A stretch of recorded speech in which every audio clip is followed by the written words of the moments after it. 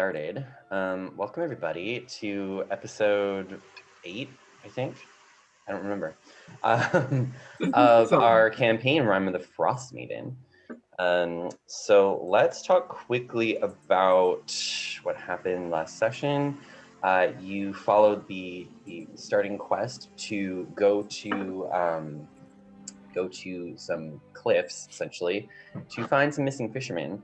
And you found one of their boats that had been overturned, and some fisherman stuff. So you were pretty confident that maybe these fishermen did come to this place, and you fought some harpies, or bird women, excuse me. And you went into this cave, and let me log into Roll20 because I forgot to do that. Yes, which hopefully we're still on that map. Yes. Yep. Okay, good. And you were exploring the caves, and we ended our session in the room that you should still be in. Don't move your character. Whereupon you discovered a large, giant-sized skeleton of something bad. So why don't we start there, actually? And I will just recreate that scene. Okay. Cool. So so basically you come upon this. The stairway opens up to this large room with pretty tall ceilings as well.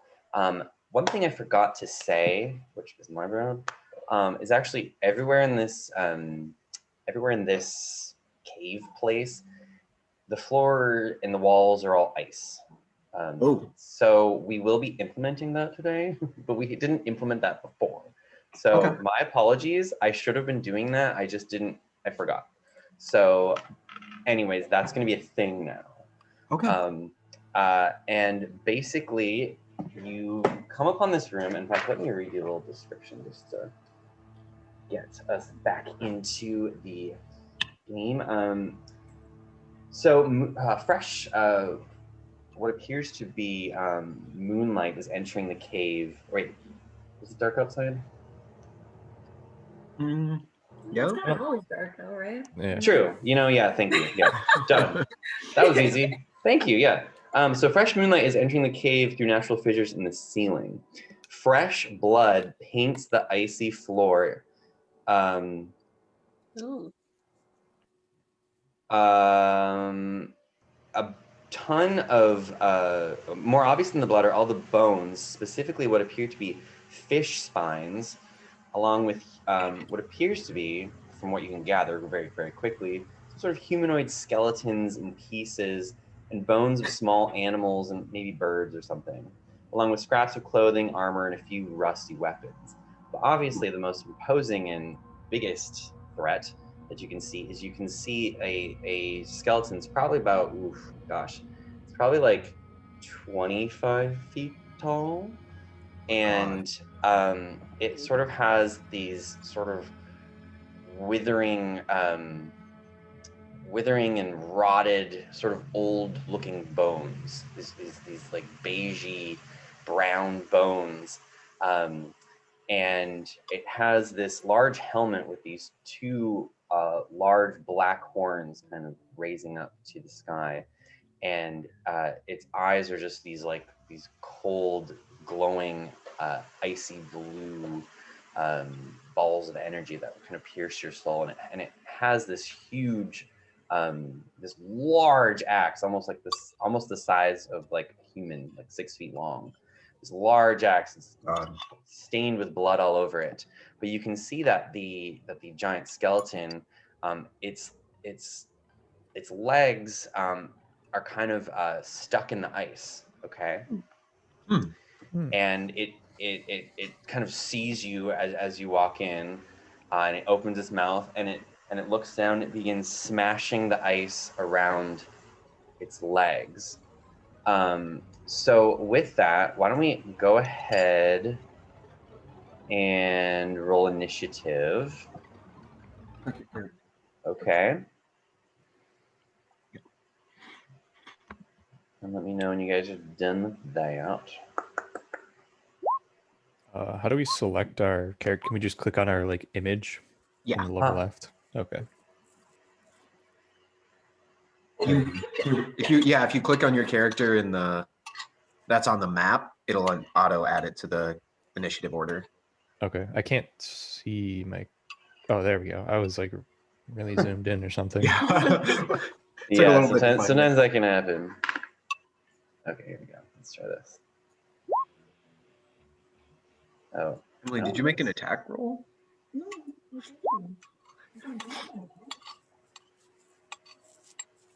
Okay. All right, so we're all on initiative. Okay, great. Oh yeah, that's right. It doesn't roll.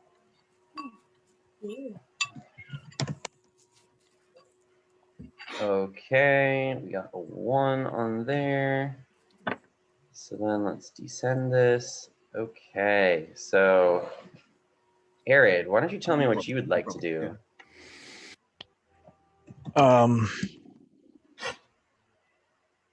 Wow. Did we here, let me look at my sheet. Did we short rest before or after we killed that water spirit or elemental? I do not think you did, but that is what I remember, but I could be wrong. I don't think you guys did. Yeah, we did short rest. I just don't remember if I don't think it was after the water elemental. Okay. Might have been after the harpies. Yeah, that's what I think too. Is it cool if you kind of strategize for a sec here? Or? Sure. What do you guys think we should do? It does appear to be stuck, you know, at least for right now, indefinitely. Yeah. It does have quite a bit of reach on it, but, you know, it appears to be immobilized for the time being. So, yeah, maybe if we can back up and hit it from a distance, we might be better off that way than trying to go toe-to-toe with it in melee. Yeah. I mean, I know that's your forte, but I think this thing will... 25 feet tall. Yeah, he's a big boy. Mm-hmm.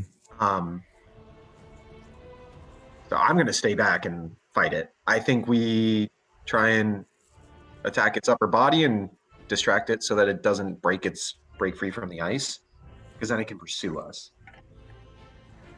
Right. All right. So yeah, I'll back off. Yeah, I mean, we could also assume that, you know, you saw this thing and you wouldn't have probably walked too close to it. Okay. Yeah. So it's not going to get attack of opportunity per se.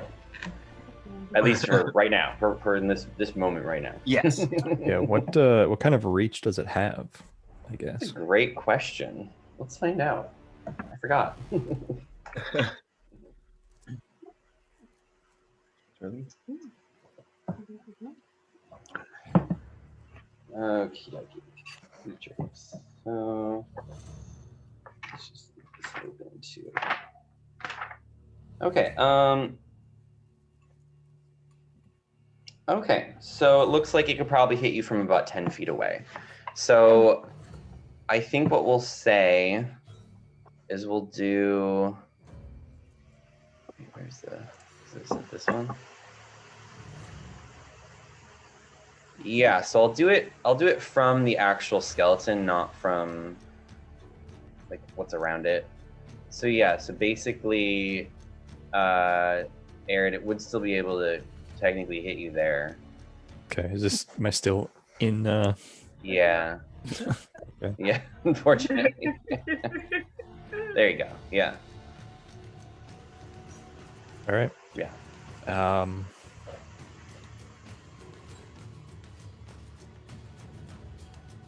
What are you gonna do? Yeah, I think that's what I can do.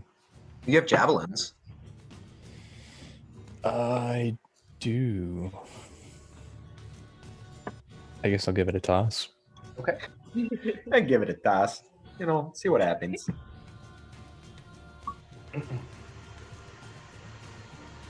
We rolled pretty poor on initiative. Okay. 18 to hit and 6 damage. Sure. So, so the javelin does sort of, go underneath part of its, little chest plate and hit its bone. But the javelin just kind of hits the bone and just kind of falls down. Yeah. Ooh. Shit. Uh-oh. Uh-oh. Oh. Yeah. Okay. And anything else from you, Arid? No, that's it. All right, Mr. Silas, what would you like to do? Also, step back, and I will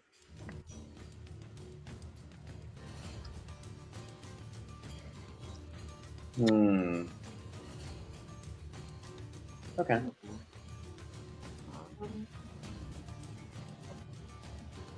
I will use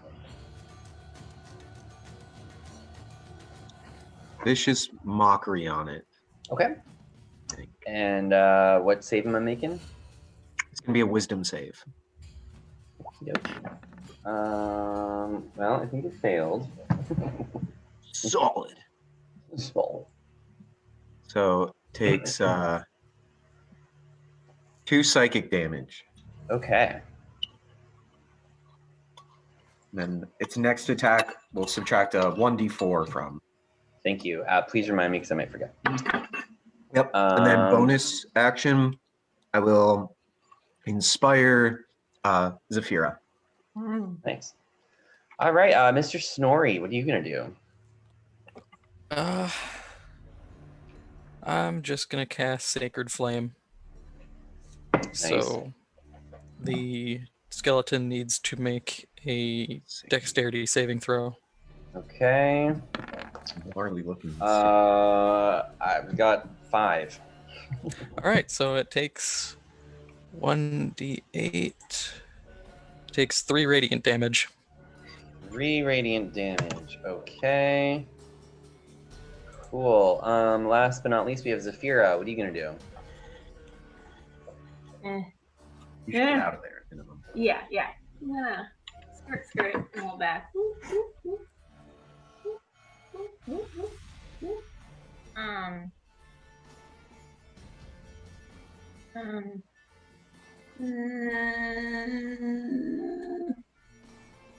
I mean, you could technically cast an entangle on it, but that would mean it would fail. Almost like it'd be double restrained. True. I don't know. I don't think that's gonna do much. I mean, you could also cast Cure Wounds on yourself because you're down a little bit. What are you down? 8?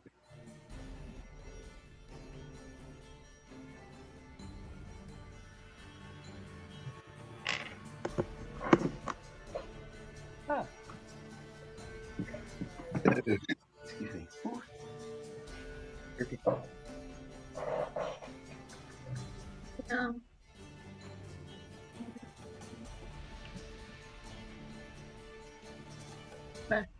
Yeah, I'm gonna cast Cure Wounds on myself. Okay. Sounds good. And any bonus actions from you? Yeah, I mean, it's something else. Yeah, I'll cast Hunter's Mark. Okay. I'll mark that. Assuming you cast it on La Skeleton. Okay. So the skeleton rears up its great axe and begins smashing the ice that is frozen around its feet. But that is what it's doing. Arid, what are you gonna do? I'm gonna throw another javelin.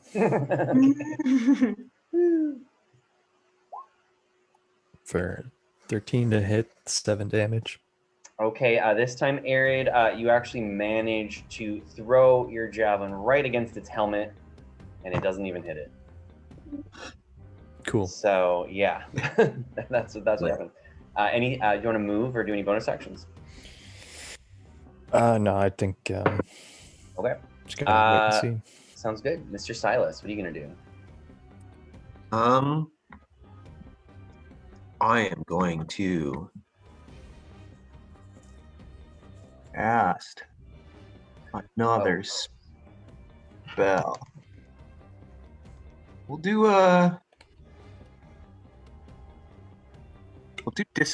We'll do it again. Vicious Mockery. So it makes a Wisdom saving throw. Okay. Ooh. Yeah. Yeah. Succeed. I think we passed there. Okay. So that's my turn. Okay. Okay, sounds good. Snorri. Okay, so is this at all a bright idea for us? What? Fighting this thing? Because I don't think we're doing a whole hell of a lot of damage. Yeah, that's a good point. We could also run, but he's blocking this current entrance, meaning we would need to go through a different Is entrance. he totally blocking it? I mean, he's kind of there, and we can't really get around him. Yeah, his arm span is Is- gonna catch us. Yeah, that's a good point. Is he too big to fit through the passage we're in currently, Gabi? No. No, he looks like he could probably duck down a bit. But no, he could fit in there. It might not be optimal for him, you don't know, but like he could fit in there. Okay. I mean, I do have. If I actually get into melee with him, I could use Divine Smite and get a bunch of extra radiant damage. But if that's like the only kind of attacks we've got, then I don't know if that's going to be enough to finish him off. Yeah. Then you're at his mercy. That wouldn't. I don't suspect that you'd be able to one shot him with that. So we'd need to win definitely not a one shot before you go in and like risk that. But to Chris's point, we are just like ding ding ding ding ding. Just kind of, You're making a sculpture. Yeah, exactly. Focus on his femur. I'm gonna viciously mock that femur. Leg is dumb. Yeah. Does anyone have any like? I thought we got like tablets or something at some point, or we did get some scrolls. Yeah, tablets. We do have some alchemist fire as well. The risk of that is that if we throw it on it, then the ice may be melting. Yeah, I mean he's gonna smash his way out anyways, so most likely. Yeah, I mean. That is a good point, though. If he's not in optimal attacking, maybe he'll have some disadvantage or something if we do retreat.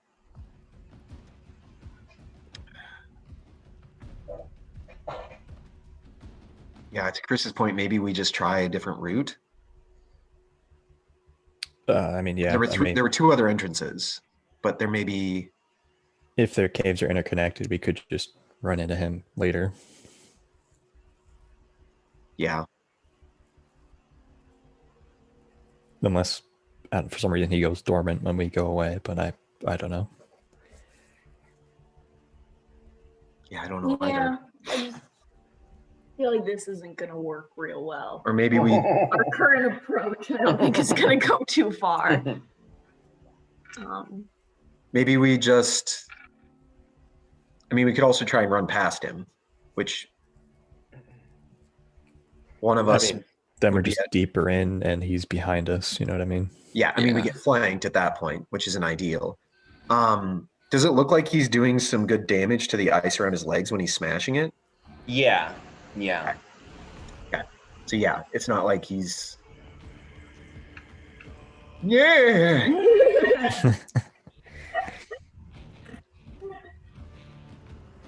Do we Yeah, we wanna could run regroup? outside and take a look at a different entrance, and hopefully he doesn't chase us. He looks like he'll probably be like he doesn't look like he's gonna break out at the end of this round potentially. Like he looks like he's gonna be there for a little bit, but like he is making swift progress.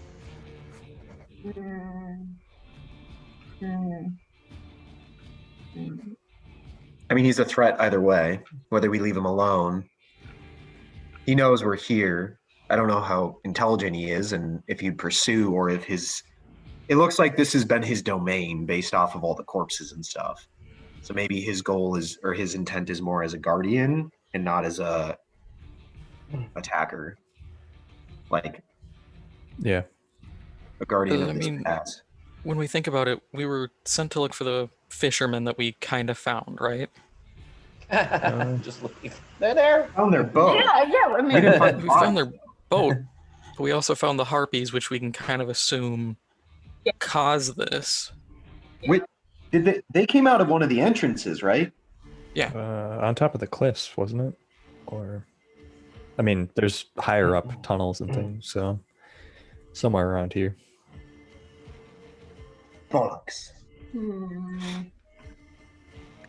Because I'm just thinking, if this skeleton, I mean, clearly it's been here a while and hasn't done much since it's frozen in place.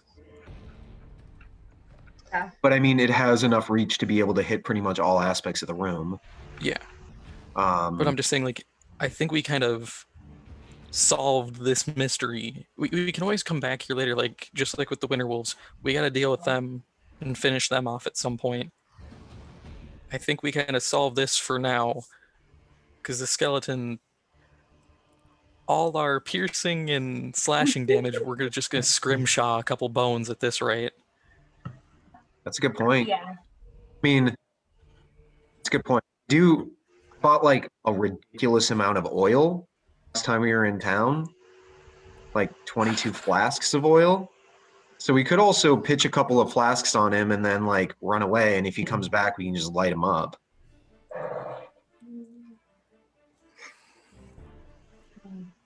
Yeah. That is an option. At that point, if he's like, Yeah, immune to never fire mind. damage or anything, like you're just melting away the ice, and then he's like, "Oh, I'm Well, free." that's what I'm saying is like we could just like toss a couple of like douse him in oil. And then run for it, or Yeah. okay. I mean, like because I guess maybe we just retreat because you have dark vision out to 90 feet. I vote we just kind of backtrack it.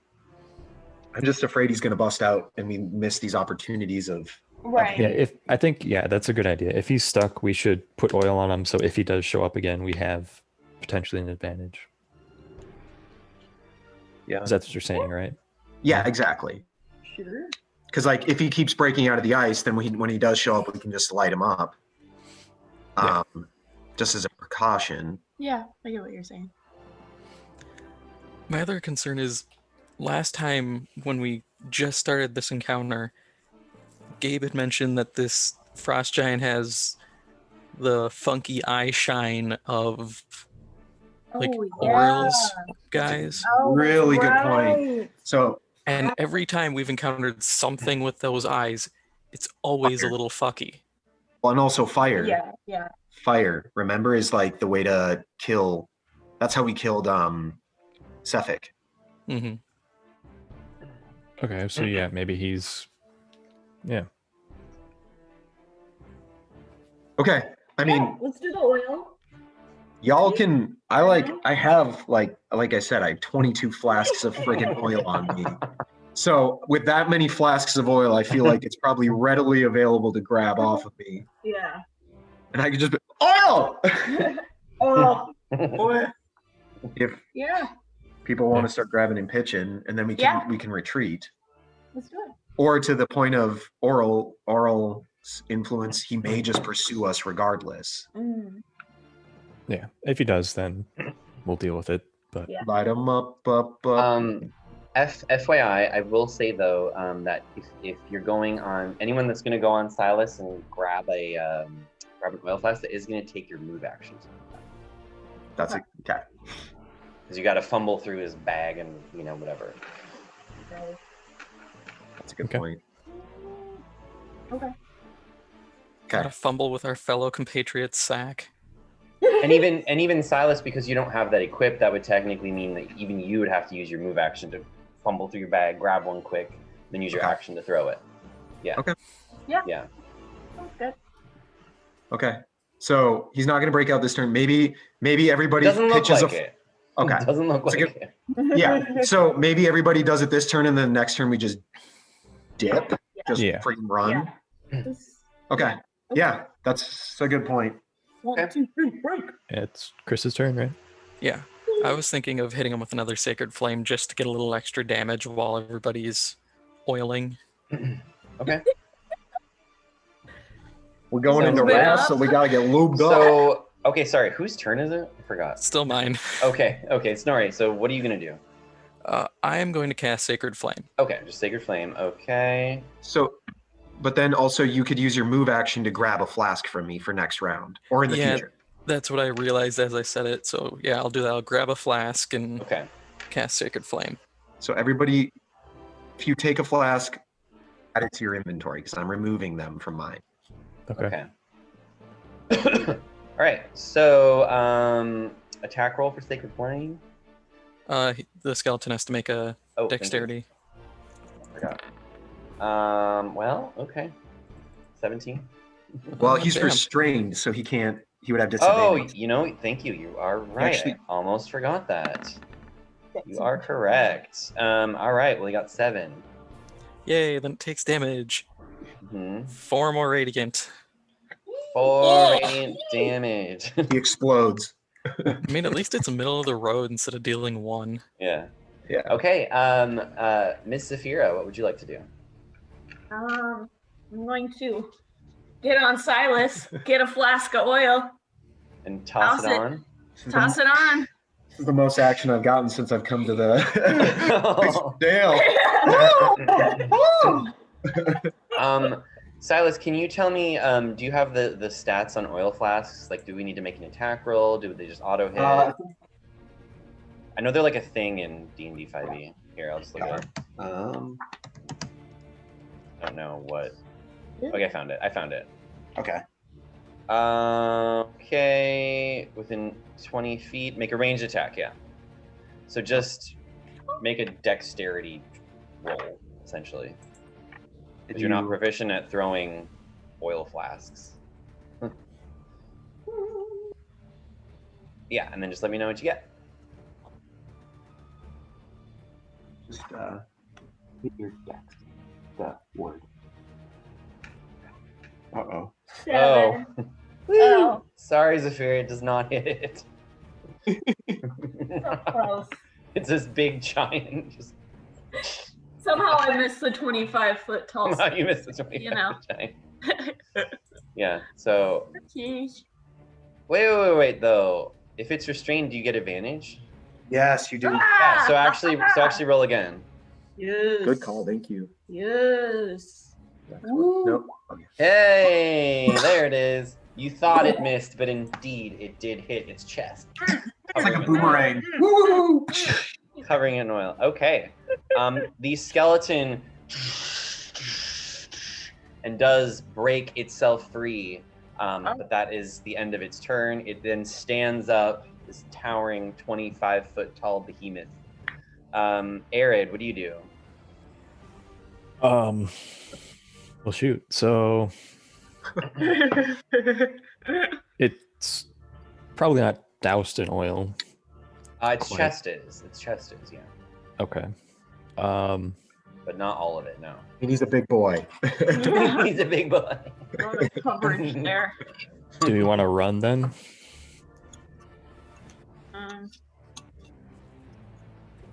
Yeah, I mean, because what you can do is, so you could effectively, you could grab a flask of oil, which would be either your move or your action, and then move, or you could use both of your actions to move. Yeah. Do we want to try to obscure its vision so maybe it's less likely to follow us? Should I cast Fog Cloud? Oh. That's actually not a bad idea. Okay. I'll get on that.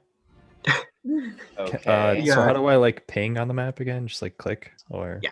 Yeah, you just Yeah. So I'll do there, yeah. like a fog cloud. Sure, this cold bluish fog just emanates out, and you can barely even see like 5 feet in front of you. And we'll start getting out of here. Run, shorty. Okay, so hold on. So Aaron, okay, time out. Yeah. So remember I said there's things with moving. So Okay. Here's how it works. So if you want, you can move half your movement, and you'll be good. You don't need to roll anything. If you want to move more than half your movement, you need to make an acrobatics check. And if you succeed that by how does it work?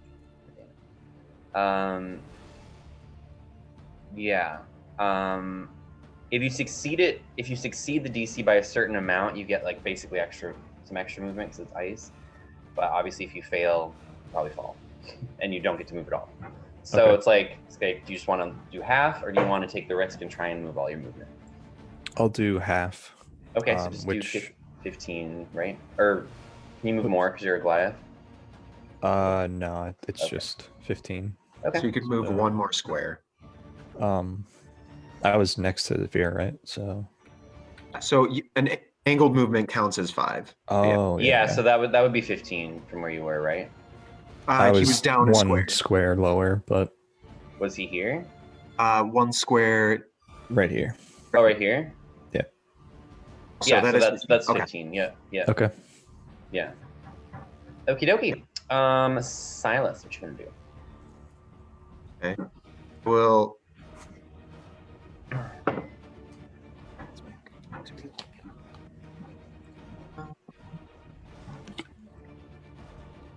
I'm not going to risk it this turn. So 1, 2, 3.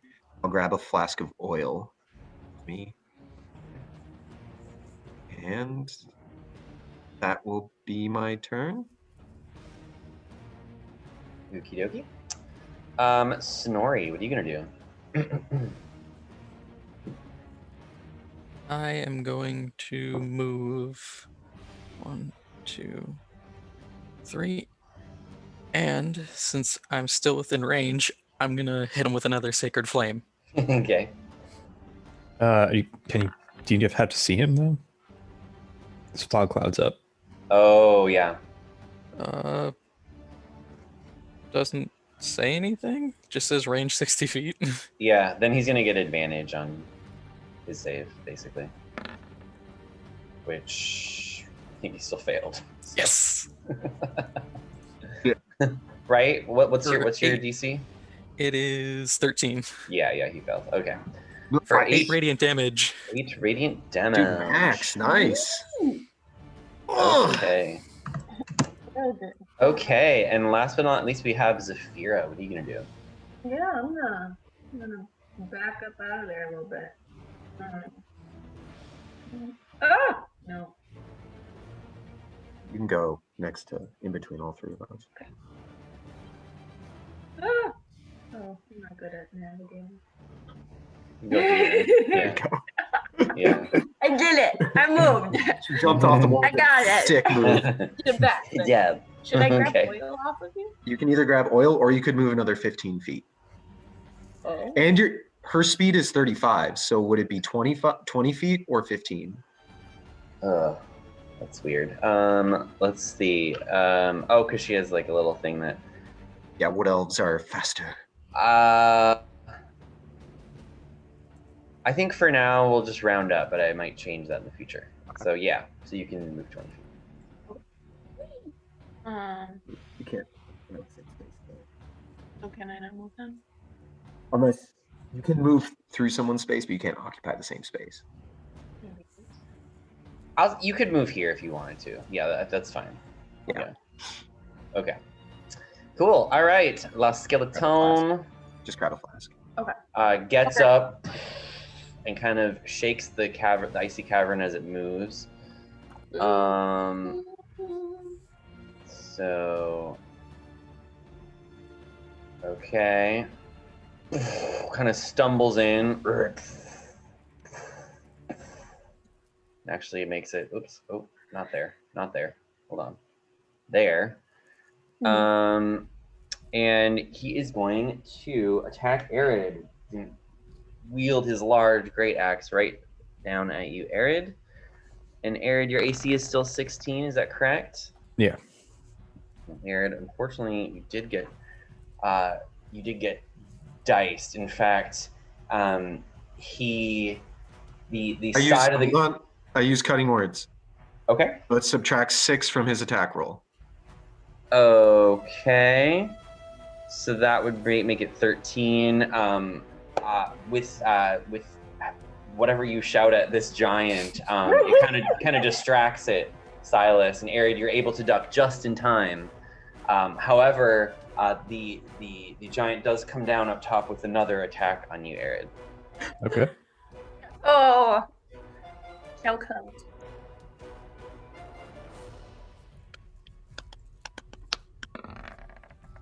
But, oh, wait. You know what? Actually, wait, hold on. I forgot something. So, Silas, so you made it get 13, but I forgot to add its attack roll. Okay. Fair enough. I forgot to add its attack bonus, so I'm actually sorry, Silas. No. Silas / Arid, it actually does hit you the first time. Even though it seemed like it might not have hit you. And what it does is its great axe slams into the side of your rib cage, and it slams you against the side of the cavern wall. Oof, okay. Where you are, and it doesn't feel very good. It's actually quite therapeutic. You had a twinge in your back. No. So that's, oh Jesus. Okay, cool. So that's gonna be, okay, good lord. 24 points of damage. All right. As a reaction, I'll use Stone's Endurance. Yeah. And smart. roll a d12. Okay. And then Constitution modifier. So it'd be 6 total. Yeah, 6 damage. So 18. Okay. All right. It is gonna attack you again. I'm sorry. Is it in the radius of the fog cloud? Because the fog cloud is 40 feet wide, I think. Right. So fog cloud. Let me just make sure. You can see 5 feet in fog cloud, right? I think you're no. blind, basically. You are. It's heavily obscured. Oh. Okay. Well, then how about this? I'll use the first 2 attack rolls at disadvantage. So that would mean you still would actually get hit. Yeah, for sure. So then I will roll again at disadvantage.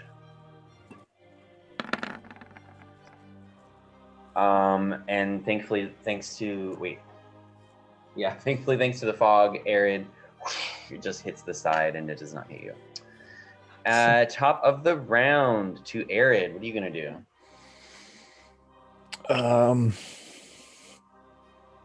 Yeah, I mean, I don't know. What do you guys think? It's kind of right on us, so. Yeah, I mean, it's probably faster than we are. So. 15-foot legs. Does it seem to have sure footing on the ice, or could it? It has about as good a footing as you do. Okay. Even with its dumb femur. It's a And real no dumb one's femur. lit it on fire yet, right? Nope. Oh yeah. Okay.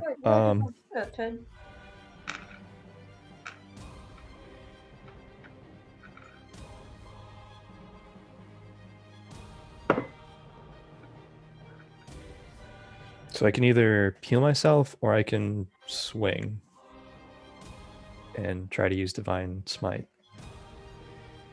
I mean, are we gonna stand and fight now, or? We can't outrun it. It moves faster than we do. Even if we use both of our actions. So I mean, Arid does have blind fighting, so he can attack normally. Oh, Arid, make a concentration check for Fog Cloud. Oh You yeah, got hit. Oh, is it concentration? Should be. believe it is. Yep, Yeah. it is. Yeah. Okay. It's just a con save. Is that what a concentration check? Or is a concentration check a con check?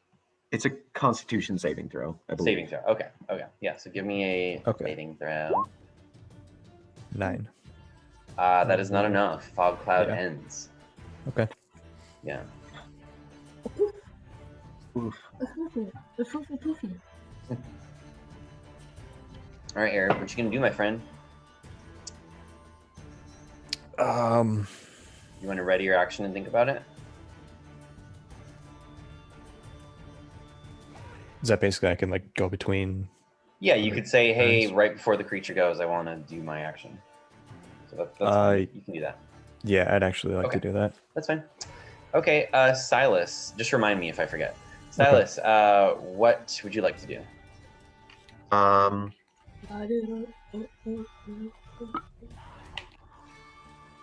Yeah, I'm gonna throw. Oh, He's drool. he's drooling. I'm so happy, guys. I'm gonna throw the flask of oil. Okay. A 10. A 10 does not hit. I don't know how. I think it's because it's a very skinny skeleton. Okay. You know? It's like it went like a couple inches by its arm, or just no, and then just Okay. yeah. Anything else from you, Silas? I'm gonna You want to move? move back. Okay. Okay. And Snorri, how about you? All right. So, does landing the additional oil flasks give us any actual benefit?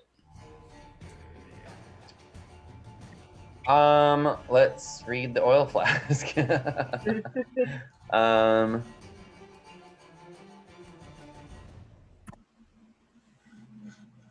Yeah, so yes. Yeah, sure, of course. Yeah. It'll do extra damage. Because it's basically like the size of 3 people. So like each flask covers like 1 person, right? So you've got 1 person covered. So yeah, the more coverage you get, the more damage it will do. I'll just house rule that. Okay. So, I have a plan. For now, we just need to keep getting oil on it. Okay. So I'll throw my oil flask. And that's just a straight dex roll. Alright. Yeah. Hey! Nat 20. Right in its face. Right in its face. Sweet. Yeah. My eyes. Wait, I don't have any. That was awful. Anything else from you, Snorri? For now, no. Okay. Zafira, what would you like to do?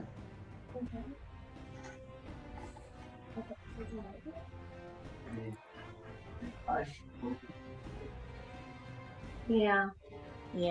Okay. I'm gonna toss another flask of oil. Okay.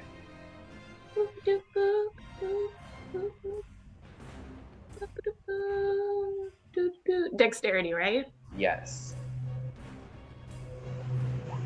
What's Hey, your all right. It's covered. It's covered in oil. Nice. Okay, and then I'm gonna back her up a little bit. 1, 2, I'll be there. Okay. Sounds good. Arid, the creature takes a step towards you. Do you want to do something? I'm gonna swing. Okay. What's your weapon? Great sword. Okay. Sounds good. So 16. Okay. Hit. You kind of damage one of its hands, and part of the All right, well, bones kind of shatter. Hold a little on, bit. hold on. I'm gonna use Divine Smite on top of that. Okay. It's undead, yeah? It is undead, most definitely. All right. 16 radiant damage. Okay, so you did a total of 24 damage. So as you do so, its right hand just completely shatters. Yeah. Um, Woo. okay. But it can still wield the axe pretty well just with one hand. In which it then, do you want to move? It will get an attack or opportunity if you choose to move. You don't have to. You can just stay there. Is it worth moving? Anybody have input on that? You might get hit. So I don't know. Yeah, I mean, it's gonna down. You're just delaying the inevitable. Yeah, like I can't out heal it. It's got 2 attacks, so. Yeah, so you risk it getting a bonus attack and attacking you this turn versus burning one of its attacks for next turn. Yeah, okay. I'll be the meat shield. Okay, in which, guess what? It's gonna attack you. Yeah.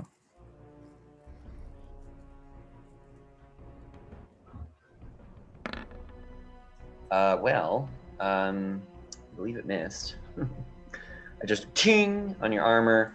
Then it comes at you with an uppercut, basically, with its axe. And that is a hit, most definitely. Okay.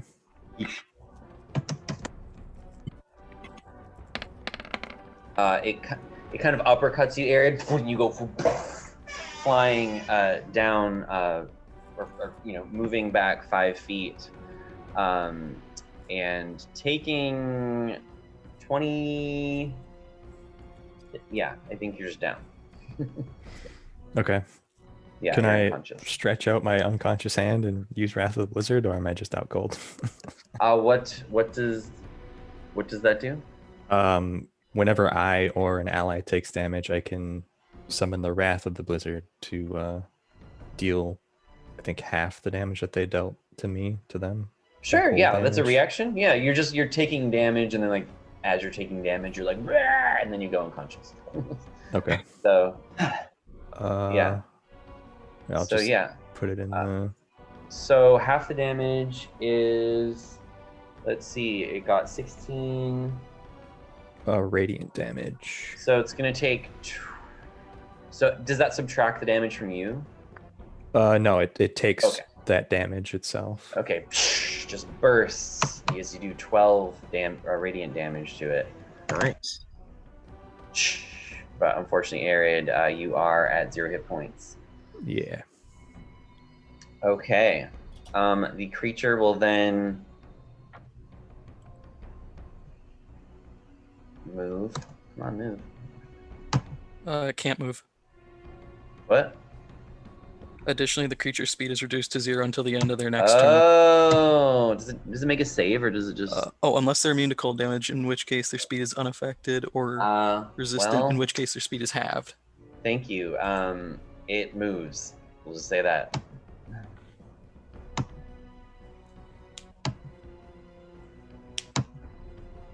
Whoa. Yeah. Okay. Yeah. Top of the round with Arid. Give me a death saving throw. Where? Got it, bud. Oh, there we go. Death saves. Okay, 13. you got Nice. a positive tick. Sweet. Silas, it is your turn. I'm gonna. Can I light a torch and throw it at it? I suppose you can. Chase, what other options do you have? Because I can do something too. You planning on heat metal? I have a circlet of blasting. Oh, with the fireball? Or 3 scorching rays. yeah, I'm gonna first move there.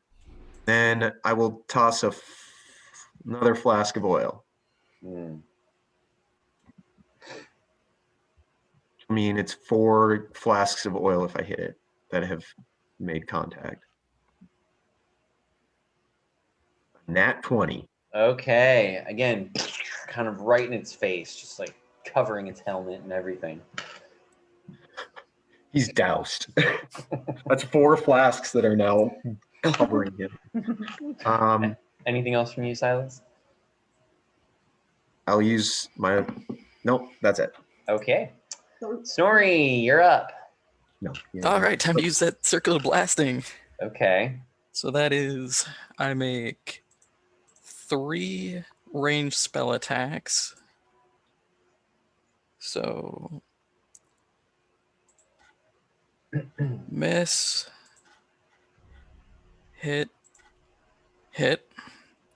Okay. And then of those 2, I deal 2d6 for each. So 9 fire damage and 11 fire damage. Okay. Just erupts in flames. This massive giant just becomes lit up and lights up the entire cavern of this big burning skeleton. So you do a total of 20 damage, is that right? Or Yep. did I read? Okay. And then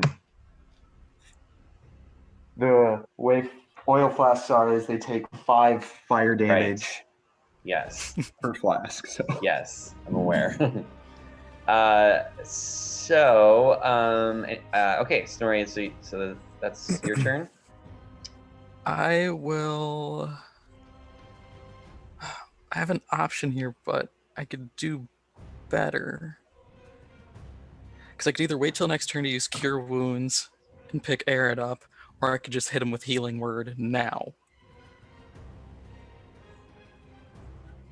At this point, I am like, I can just kind of hack at it. I don't have any spells left. Like I'm exhausted. Yeah. Best I can do is heal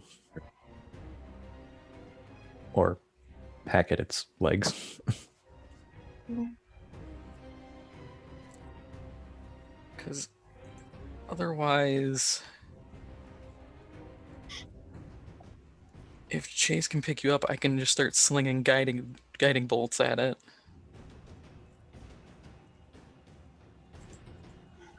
Next turn. Chase, thoughts? yeah, I mean, I can bring him up. I forgot to do it at the end of this turn. I forgot about that, and I'm sorry. So yes, next round I can bring him up with Healing Word. All right, cool. Then I will end my turn. Okay. Zafira, what would you like to do?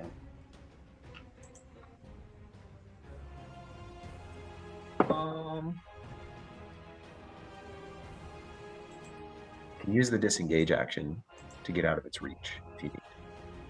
And that's all I can do.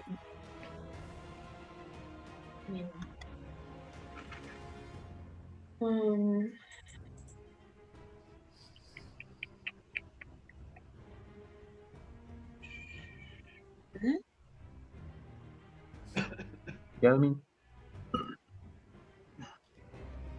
you could attack with that if you wanted to.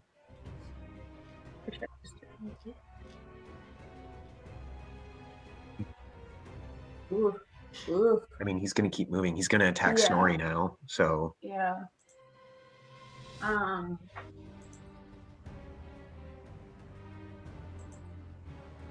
This might be a silly question.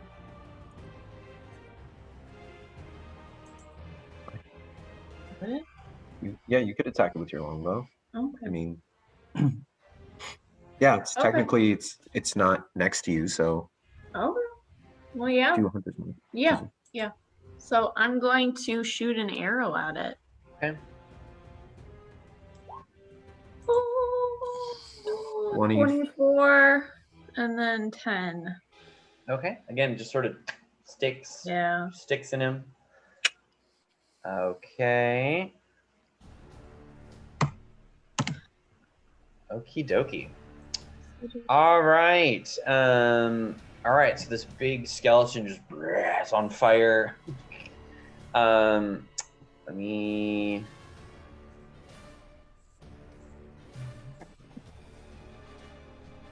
Okay, the fire just is crackling and this thing roars.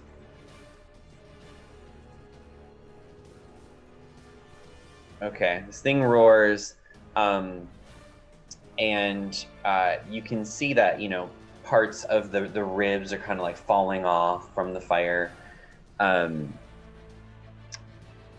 And it rears up its axe and it swings it down onto Snorri. And Snorri, my friend, that is most definitely a hit.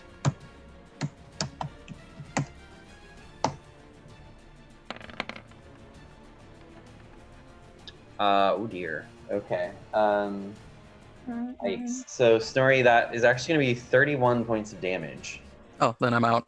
And it just pushes you against the wall. And then Zephyr, it comes down at you with its other attack. Still. But thankfully you dodge.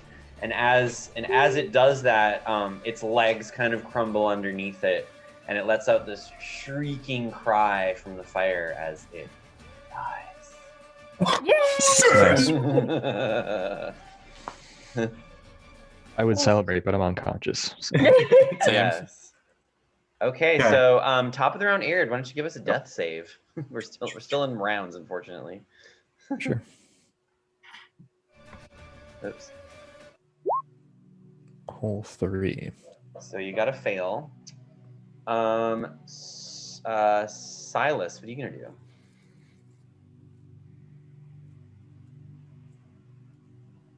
Oh, me? Sorry, God. Yeah. Sorry. I will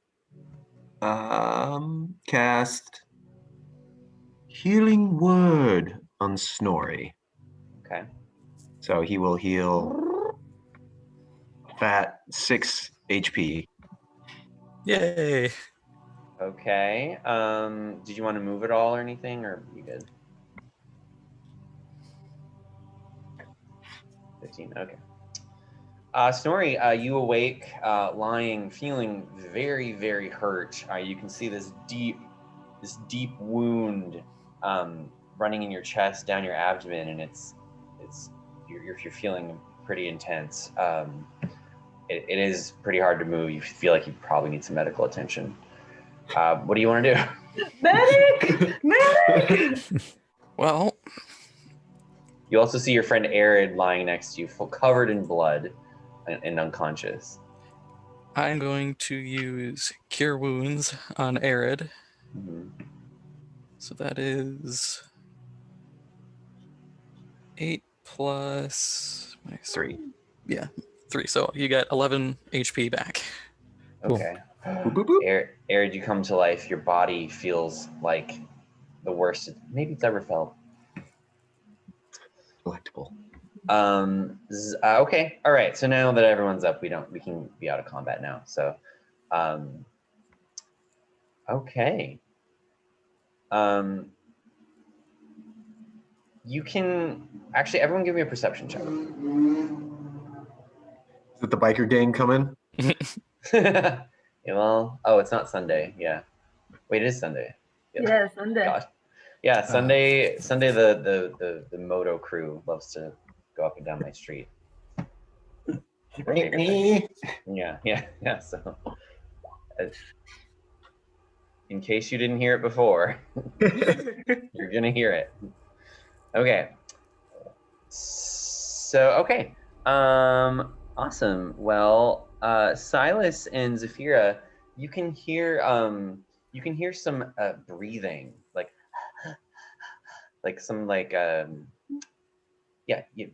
breathing that sounds like something is scared, or like breathing quickly from coming from up here.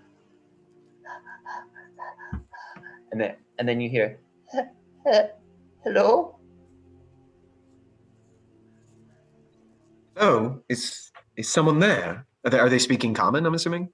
Yes. Okay. Yes. Hello? Are you all right? Well, barely, but who are you? And show yourself. It's sort of, it's like it's coming from like pretty kind of far away. It's like in the cave somewhere.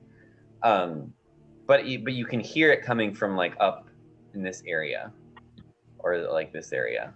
Yeah, coming from there. Like, okay. like you can hear it like wandering down the caverns, and it says, is it dead? Yes, it is. It seems like a female voice. Oh. Okay. Well, if you're referring to the giant skeleton, then yes, it is dead. She says, "Thank you so much.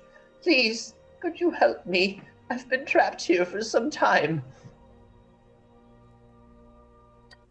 Oh, all right. I remain cautious. Well, I'll do a once over of the skeleton quick to see if there's anything.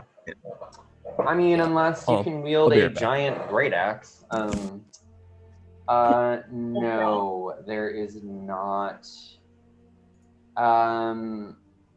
Well, actually, it has a golden helmet, so you think that maybe you could fetch maybe 100 gold pieces for it, but it is a little bulky and it weighs a lot.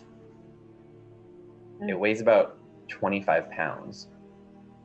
But if you wanted to, you could figure out a way to, yeah. Okay. Well, we may leave it here and take it later or something. Mm-hmm.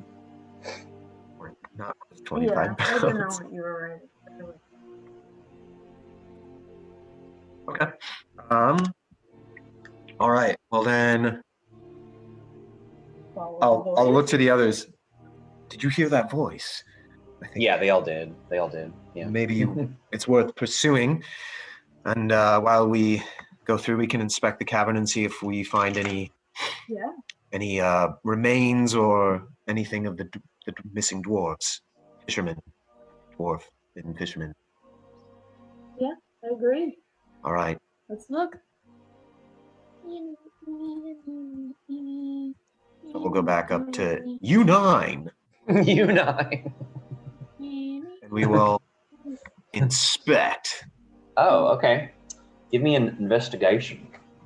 Oh, I'll investigate. Not very well. Investigation. Let me know what y'all got. 19s if you're in?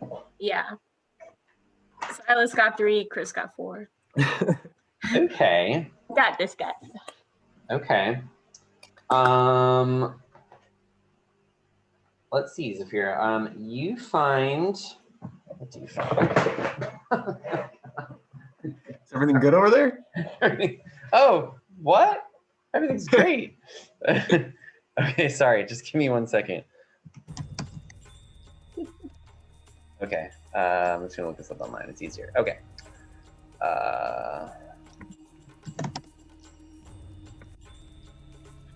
Okay, so Zafira, you find a scroll of arcane scroll, excuse me, of color spray. Yeah. We're gonna tag this cave.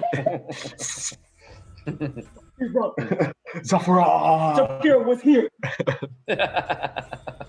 That's cute. But other than that, you find a lot of bits and bones and fresh blood. Scrummy. We'll make a stew. We'll make a bone broth stew. With the helmet, it'll make a cauldron. Gosh, I'm onto something here, guys. Iron from that blood. Oh yeah, and the iron from the axe. Use Guys. the axe to stir. Is that the point? Okay. How everybody's not doing great. No. Chris, no. How many Death is nothing. spells do you have? And what's your name? Okay, you should cast Cure Wounds on Chris, so Yes. he's at least a little better. Got you, Chris. I'm coming. 1d8. So 9 hit points. Yay! Heal Boop, boop, boop. Right, yourself. up to half. Woo! And I'll just lay on hands myself. Whoa. Oh, Mind going around the corner or something? privacy, at least? please. Privacy. Go behind a bone pile, dude. No shaming, just privacy. I mean, if that's your kink, we're not here to kink shame. So No. I'll just turn around. it on.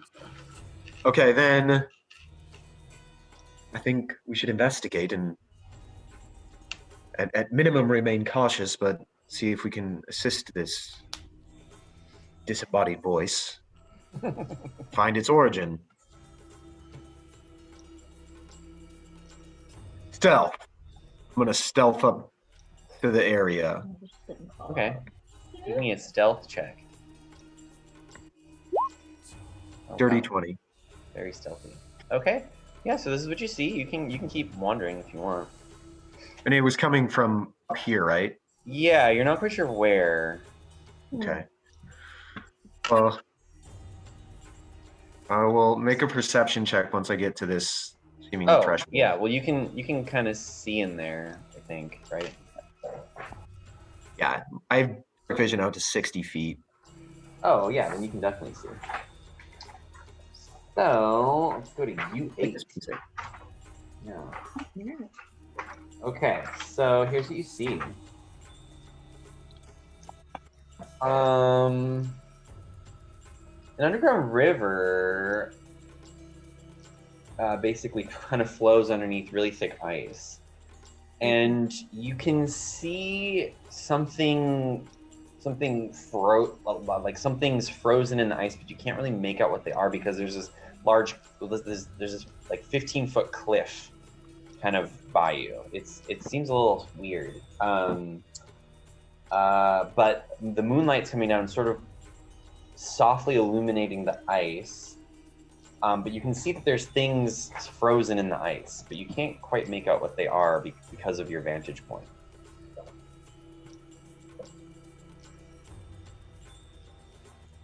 Okay. I will, in somewhat of a hushed voice, call out to the voice, where are you? Are you in this room?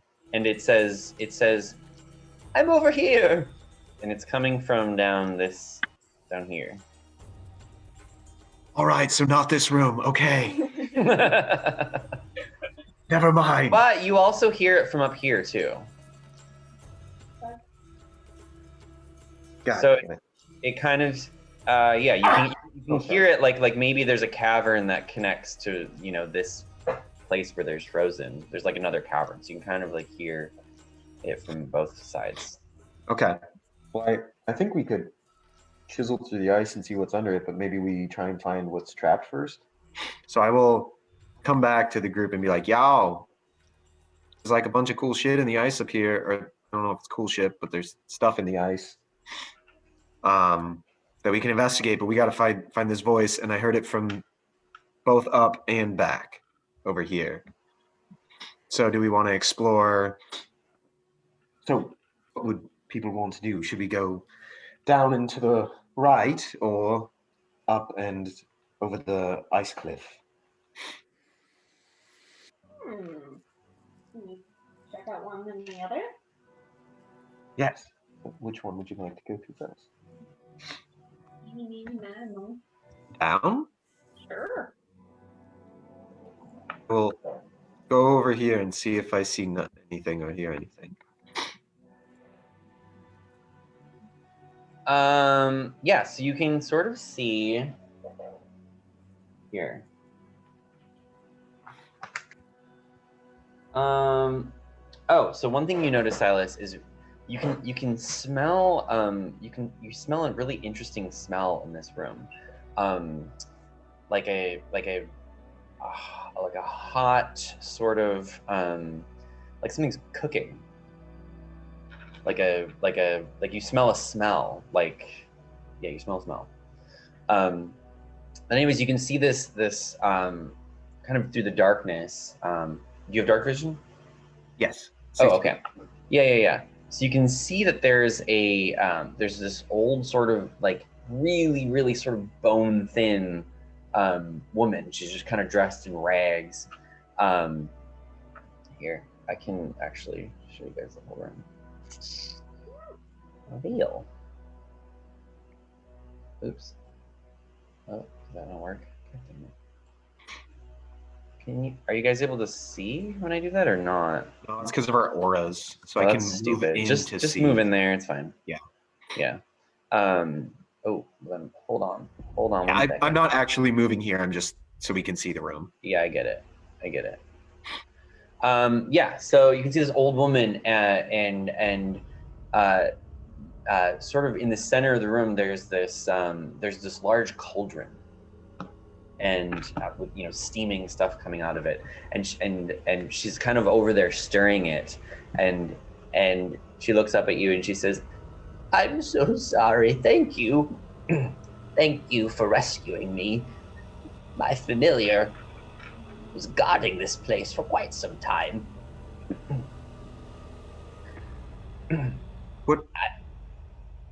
What do you mean by your familiar? And she says, "Oh, that thing that you were fighting, it used to be on my side, and now it's, well, something overtook it.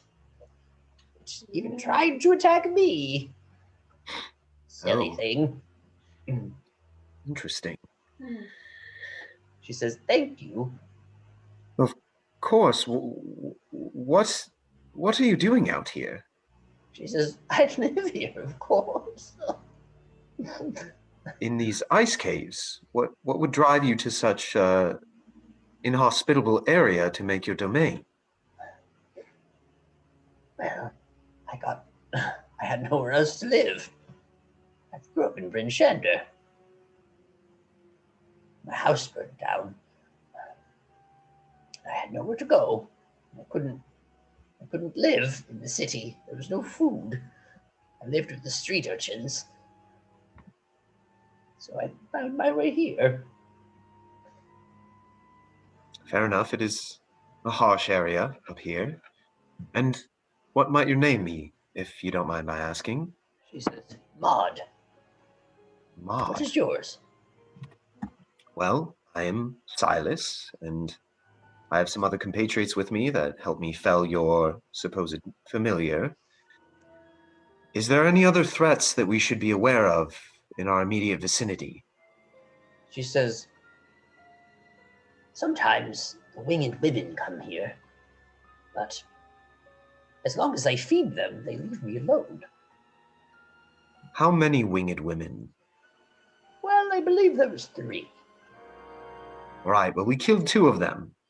Oh.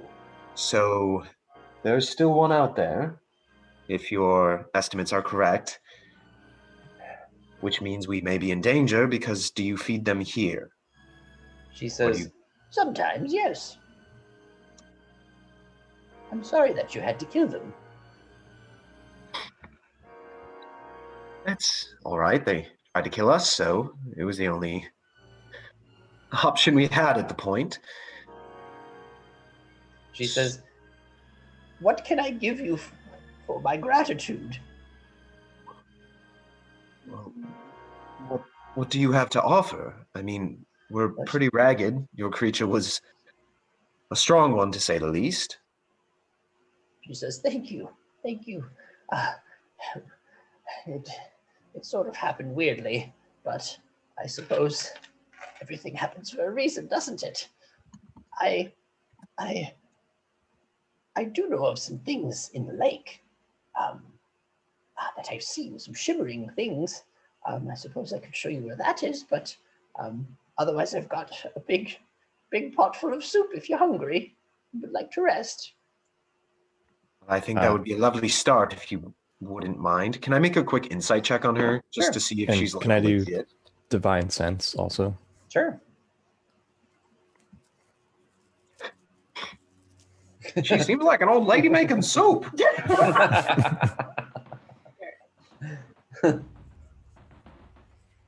Do I detect any evil? I'm sorry, what does this divine sense do again?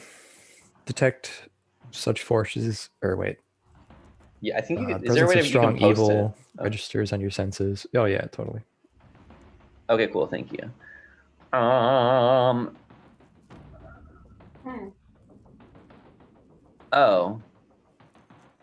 Do I smell evil? Basically. Immediately when you sort of, kind of check in with your higher power, you get this really unsettling feeling in your chest, and right when that happens, she kind of looks over at you and she says, "Who's this prying into my mind? You will die." And as she says that, she sort of transforms into this purplish, grayish, grotesque version of a woman that is quite tall, actually. She's about 15 feet tall, and her arms are very spindly, and she has these big fangs with this black mouth, with sort of black saliva kind of oozing down her chest, with just like big, free hanging, gross, saggy boobs. And it's revolting, and the smell of her is disgusting. So everyone go ahead and give me a Constitution saving throw.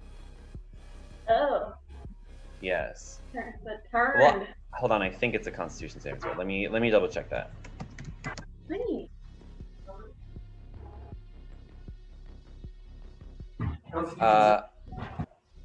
No, sorry, a Wisdom saving throw. I apologize. Okay. No, you're good. I was in the other room. So yeah, everyone give me a Wisdom saving throw, not a Constitution saving throw.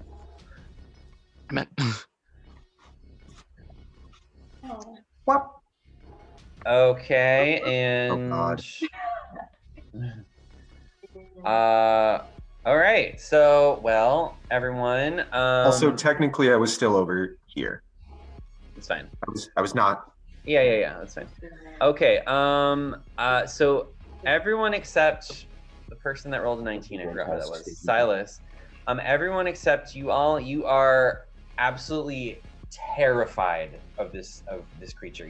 Your heart is beating. You're feeling the flight or flight response. You're feeling like your mind isn't working properly. You just want to get away as possible. So you're frightened. And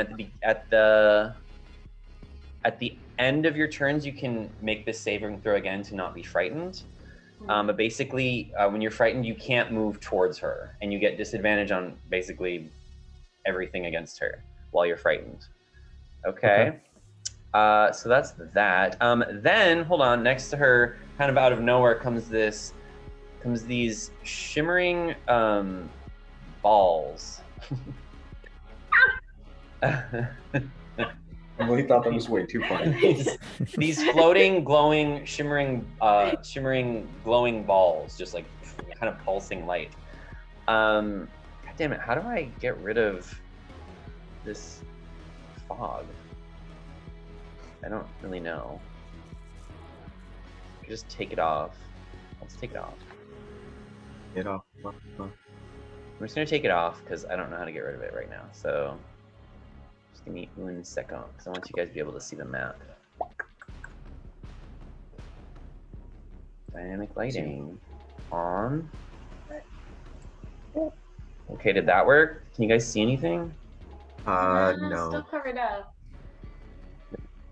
This is dumb. I don't know how to fix what I did. Anyways, you guys just might have to move around to see stuff. I don't know how to fix this right now. So We'll just sorry. So let's roll initiative. Oh. One more. Okay. On top of it.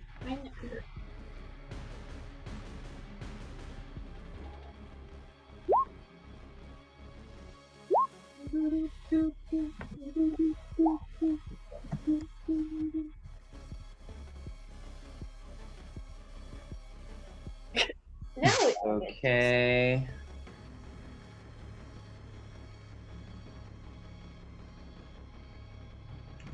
Okay. Cool. Everyone's in there? Oh. Hold on. Gotta add this thing too. Oh. Yep. Okay, what is that? Oh god, a lot. Oh, Jesus. Okay. All right, so now let's. Okay, so I also need to get that up. Pardon me, just give me a second here.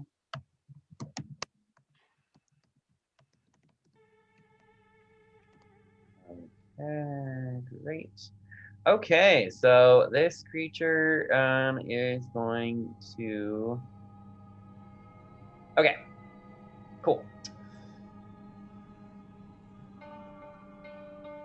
Oh god, no, don't move both of them.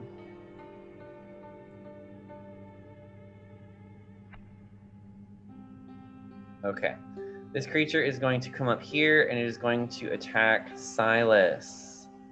Yeah.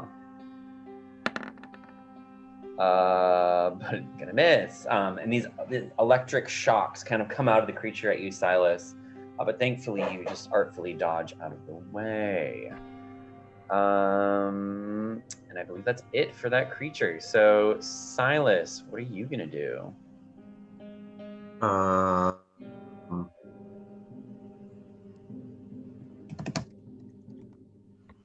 am going to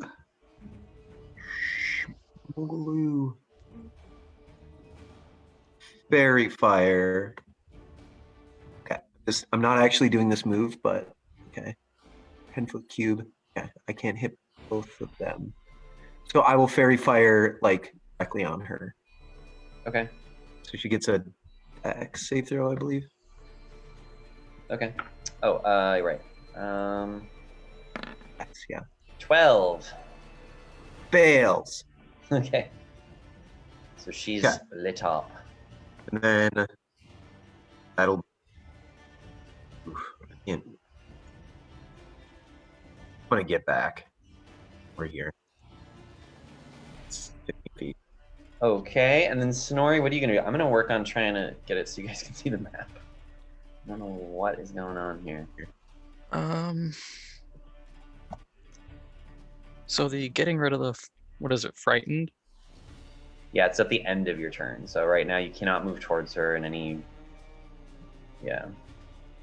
And is it a bonus action or is it just at the end of my turn I can just make the saving throw? No, at the end of your turn you just make it. Make Okay. it for free.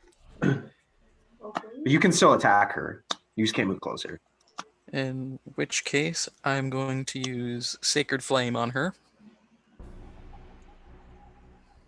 Okay.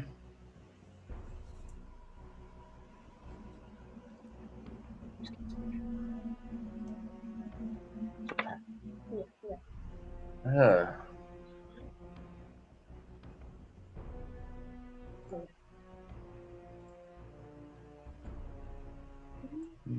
Okay. Oh, sorry. She got 16. All right, that's a success for her then. And then I'll use my bonus action to harness Divine Power to get a spell slot back. Okay. And that's, let me check this quick. It's fine. Also, Chris, I fairy fired her.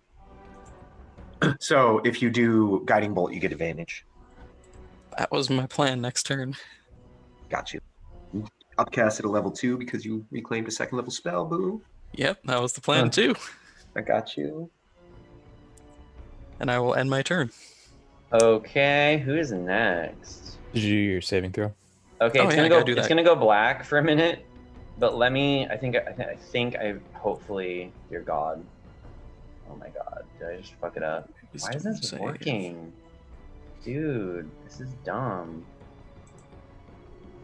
This is dumb. Okay. What? There's nothing on. I don't know why y'all can't see dynamic lighting. Oh, dynamic lighting off. There. Can you guys see everything now? Yep. Okay. Jesus Christ, That's- dude. Nailed it. Good job, Booger. So annoying. Okay. Cool. All right. Whose turn is it? Arid? Arid, is your turn? Yep. I'll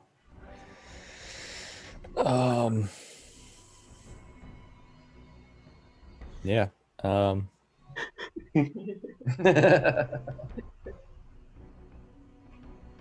think I have one javelin left, so Well, you can pick them up. okay. So I assume that I collected them in the last Yeah, turn. because they didn't burn or anything. They all fell out of him. All right. Well, I'll throw at disadvantage, right? At her. Okay.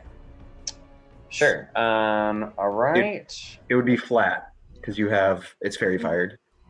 Oh, right. Okay. So 16 and then 9. Okay, 16 to hit. Yep. All right. Well, that does hit her actually. And then 9 damage. You said. Yep. No, not 2 actions. You get another attack.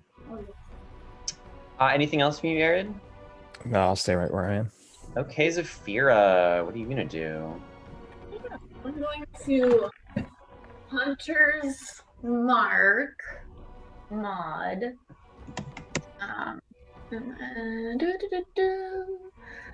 Zafira, right as you do that, coming from the caverns above you, you hear this enormous, loud squawking sound. Anyways, continue on. Cool. Fun time. I'm going to, so Hunter's Mark, shoot my longbow.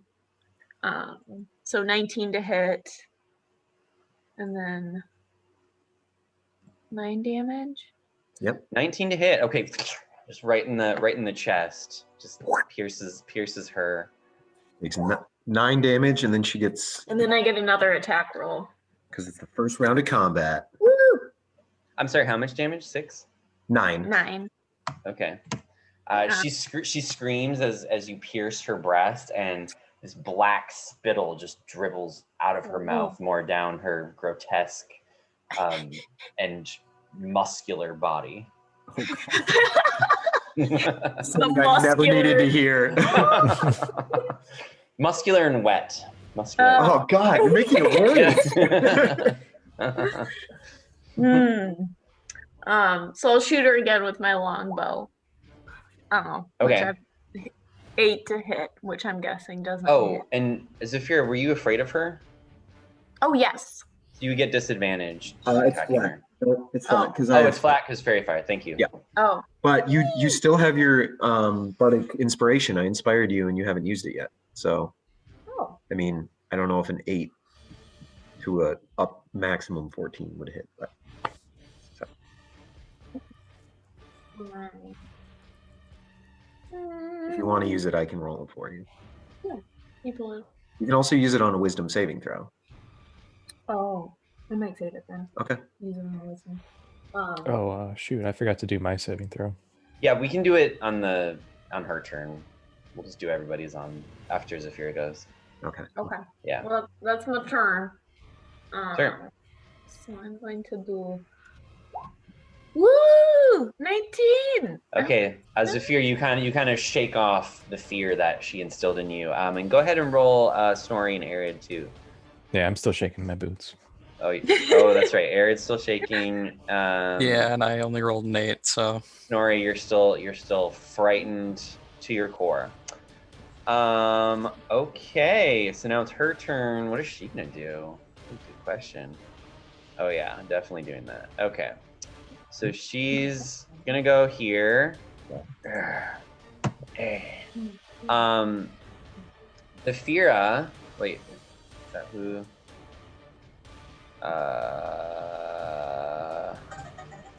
Zafira, she looks at you and she screams, and as she does so, this black little tears kind of roll down her face, and she screams at you, and you can feel it in your soul. So, give me a wisdom saving throw, please.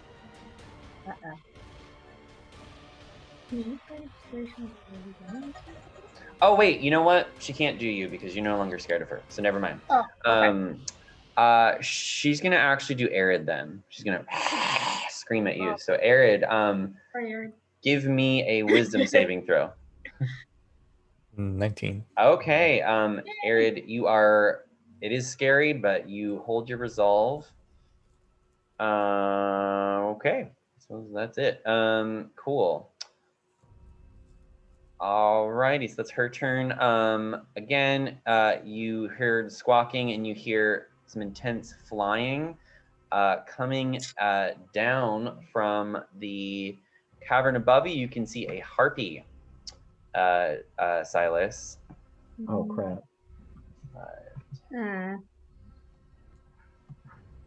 Oops. 35, 40, 45, 50. Okay. It does get you. But it might actually.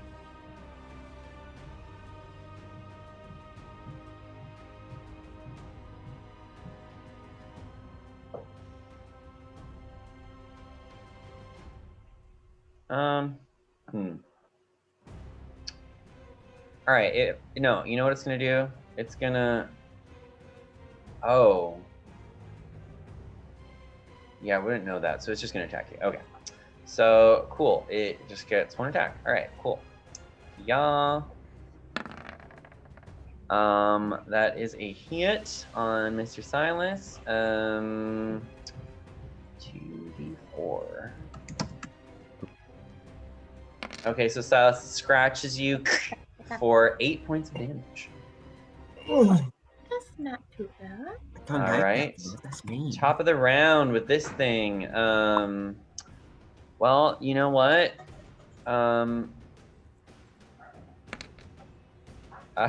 Arid, sorry, man. Everyone wants to kill you today.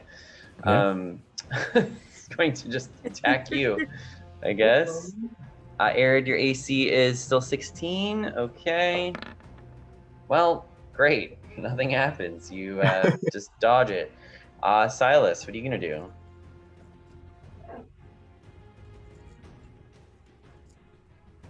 I am going to cast Dissonant Whispers on this guy, on the harpy. Okay. So it makes a Wisdom saving throw. Okay.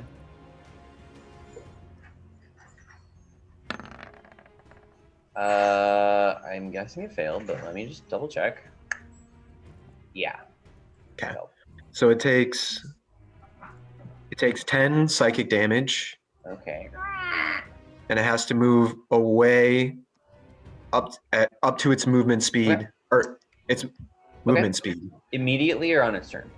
immediately, Immediately. Okay. which does proc an opportunity attack. Oh, okay. Yeah, cool. So go for it.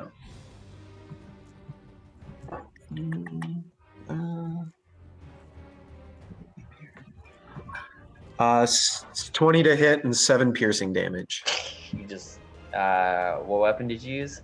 Oh, your rapier. Rapier, You just yeah. you just cut it in the neck.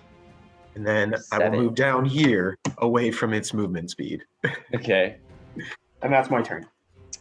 Alrighty. Sounds good. Snorri, what are you gonna do? I'm going to target Mod and use a upcast guiding bolt. Okay. 14.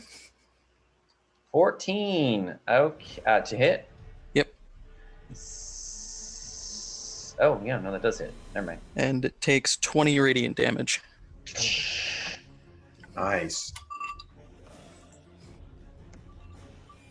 Okay, sounds good. Arid, what are you gonna do? I'm going to do my wisdom save quick to see if I'm frightened or not. Oh, yeah. Nope. So frightened. Failed. Damn it. It's still flat, right? As far as throws, or I believe so, yes. okay. Oh, wait, Silas, didn't you make a concentration check because you got hit? Oh, For I fairy did. fire? Yeah. I did not. Good call. It's pretty easy. I Yeah. think the DC is just Yeah. 10. Yeah, you're fine. Okay. Cool. Anyways. So yep, I'll throw a javelin at Mod. You would actually have advantage because you have disadvantage from fear, but advantage from Fairy Fire, which cancels out, and then you have advantage from Chris's hiding. Oh. Yeah, so you got advantage. Well, Crit. you got a nat 20 either way. Oh, okay. Where did our winged friend go? All right, so the javelin goes straight through her throat. Oh! She's still alive, though. Oh, that's unfortunate. So go ahead and give me that double damage, or is it just 18? It's double, right? Yeah. 18. Okay. Or Totally is So that now actually her gross, wet, 16? muscular body is making a squelching, sucking Water. sound from her mouth, her throat. Okay. Attractive. Let's see. Sorry, Aaron. Oh, Aaron. What are you gonna? Oh no, you just went. Zafira. Yeah, what are I'll you do gonna my do? throw quick though. Oh yeah, sure. That might only be 18 damage because I don't know why it added the +1. Okay. I think it's, or I mean 16. Yeah, 16 damage. I'm Okay. not sure why it added the 1. Sure. Okay. Yeah, 9 for my Wiz saving throw. So, Zafira. Okay. Alright. He's still alive. Maud is. Mod is yes. Alright. I'm gonna shoot her with my longbow. Oh, nat 20 to hit. Oh no. Yeah. Oh no. Oh no. So Poor- 18 damage, I think. Okay.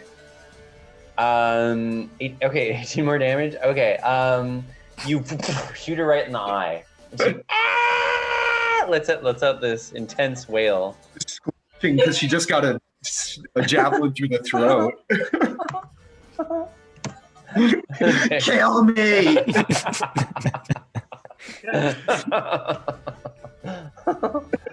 God. Okay. Okay. Anything else from you, Zafira? Nope, that'll be it for now. Okay. Okay. Arrow to the All right. eye. It's Maud's turn. She looks at. Who does she look at? Let's see. I'm kind of amazed she's able to look. Yeah. She's still got one eye. She can still see with that one eye. She's gonna glare at. Oh, yeah, she's gonna glare at Snorri. So give me a wisdom saving throw, Snorri. 22. You're fine. And then she moves behind her cauldron and hides. Or doesn't take the hide action, but moves behind her cauldron. All right, Harpy turn. Okay, the Harpy comes back. 5, 10, 15, 20,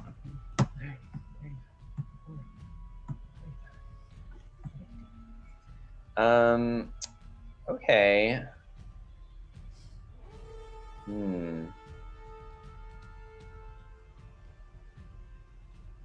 Let's see. Yeah, we're just gonna say that all of you. Well, it's gonna grab a rock and it's gonna throw it. Take this, guys. It's gonna throw it at Zafira. Oh. Should've laughed Well, but actually, it actually hit you. at it. Not for very much, though. Okay, so that's gonna be 2 damage. Okay. Cool. This thing's turn. It's going to. Okay, this thing. So this thing is going to actually attack Zafira. These things, just these tentacles, or these like electrical tentacles, come out towards you. Oh, okay. Oh shit! I just deleted it. God damn it. Okay. And Zafira, you are going to take some damage. Okay.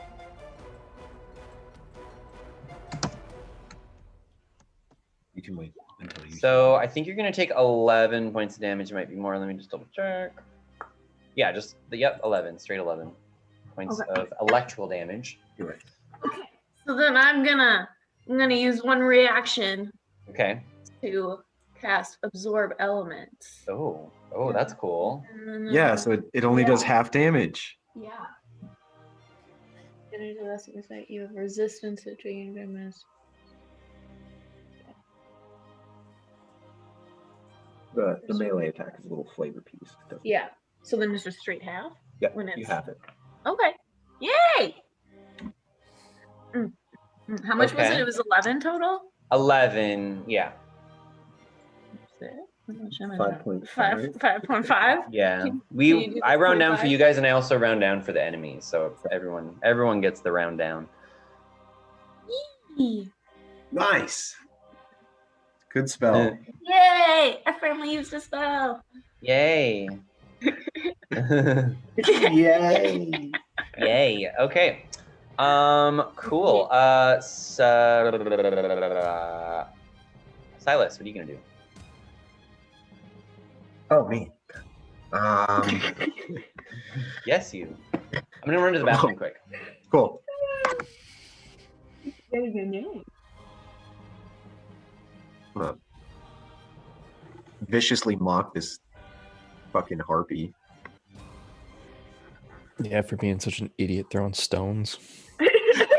You're so dumb. Plebe. You stupid stone. That was beautiful, Ben. Fucking idiot for throwing stones. Such malice in that statement. Just whip around. Your accuracy is terrible and your titties are droopy. I'm honestly surprised she didn't attack with them. They're so droopy. Probably could have gotten that range. 10-foot reach. That damage. Half bludgeoning, half psychic damage. The pain of her titties on your face. Psychic damage. But the psychic damage can't be healed. Reintroduce vile damage from 3/5. I think you mean taint. Oh dear. All right, so Silas, what are you gonna do? I'm gonna viciously mock it so it gets a whiz save. What are you viciously mocking? Sorry, the harpy. Harpy again? Okay. Nope. It is not mocked. It has no shame. Yes. I mean, with those jubblies just laying out there, I should have asked as much. There's a lot of jubblies going on right now. Old Shaggy, I A don't lot want... of wrinkly jubblies. And that will be my turn. Okay. Snorri, what are you gonna do? Didn't really think this far ahead. Okay. Because Maud is hiding behind the cauldron. We got this harpy chilling here, and we got the wisp just shocking people. I would take care of Maud. Yeah, that's probably the best option.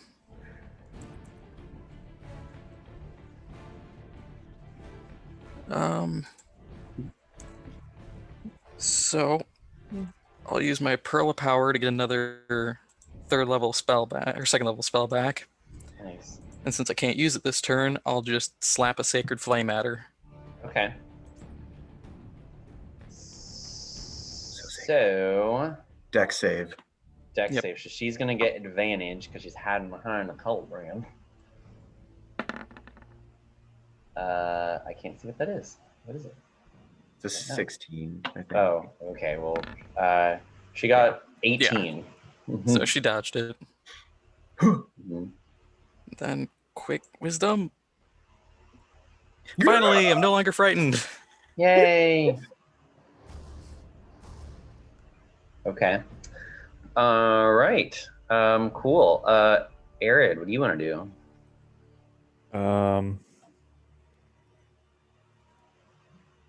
I guess I could throw yet another javelin.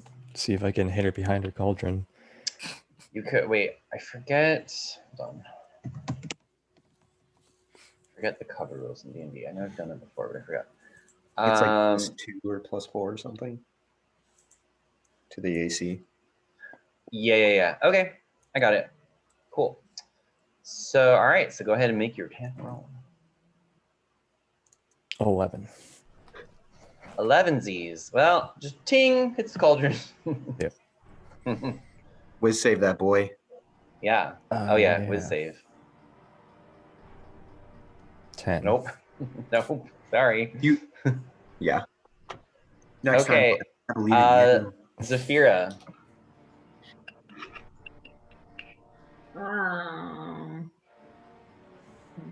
Could also move up, Yeah. like to somewhere around here, Yeah. and then it would remove her half cover. Or down there, yeah. How far is that though? Oh yeah, but you're half movement unless you run the risk. Right. So that's 20 feet? You could also shoot the harpy, Yeah. get her off her. I might just shoot the harpy. You won't have hunter's Right. mark. But Yeah, I'm gonna shoot the harpy with my longbow. Okay. Boop, de, boop. 17 to hit, and then 10 piercing damage. Just goes straight in her arm. Anything else from you, Zafira? tossed a rock, and you're like, "I'll show you what a ranged attack looks like." I think I'm gonna move.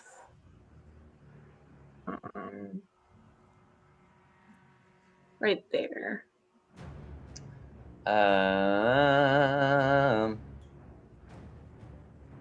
Okay. So FYI, the wisp is a strange creature. So if you were to move, it will get an attack of opportunity on you. Just so you know. Yeah, I'm gonna move back. Just kidding. Was I there? No, up one. Okay. Okay. Like you can tell by the way that it's sparkling and crackling. All by your sparkles, I read the stars and I can tell. It's very cool. Okay. All right. So Maud quickly rears her head up. She glares at you, Eric. Give me a wisdom saving throw, please. Then she plunges her head into the hot soup. Some relief. Oh dear. Or Arid, the world just goes black, and you are at 0 hit points. You're unconscious. holy crap! All right. Oh. Well, shit balls. So hopefully. Later. I'm gonna take a nap, guys. Zafira, why don't you give me a knowledge nature check? See if you know anything about any will-o'-the-wisps. Will of the wisp. Any helpful knowledge that you might know. I've got red hair like Merida. That's not enough. 8.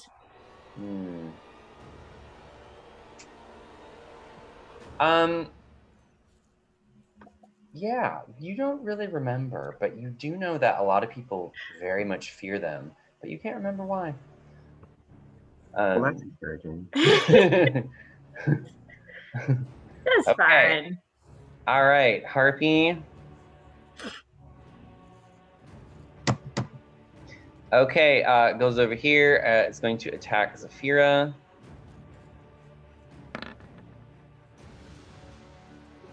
Oh, okay. Or it's mad. It's ready. After getting shot in the arm, it's ready for you, Zafira. That's fine. Yeah. Okay.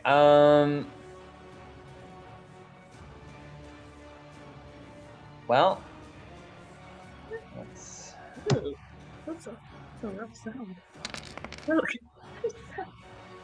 Okay, so Zafira, that's going to be 15 points of damage as the harpy rakes its claws across your face. and throat. Face and throat. That's cool. Okay. Face and throat. Yes. Face and throat. Okay. Case one wasn't enough. Yeah. Then the rest of you see the will-o'-the-wisp fly into Arid's unconscious body, and at which point, Zafira, you have a slight remembrance that Will-O-the-Wisp does something when people are unconscious. It's not good. So, Arid, say a prayer and give me a Constitution saving throw. 7. 7? Okay, wait, hold on. Let's chill.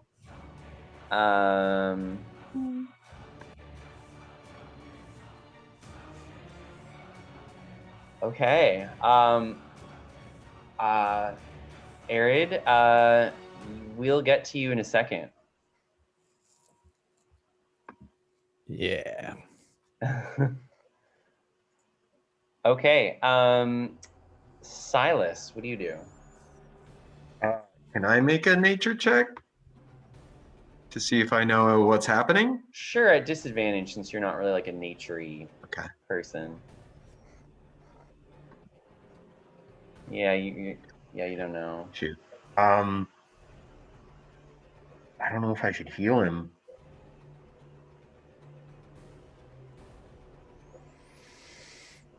Okay. I'll bonus action healing word him at 2nd level. Okay. So 10. It doesn't seem to have any effect because his life force is no longer there. I think you just got the Soul Suck 3000. Okay. Is the wisp still like there?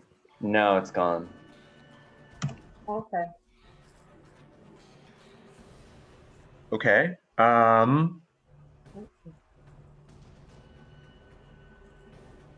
And I will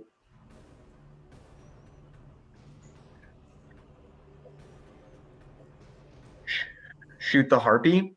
Okay. With a cross. Okay. Fuck. No, I'm gonna shoot lady. Okay.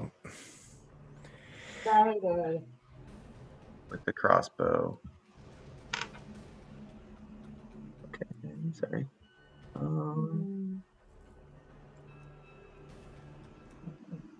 No.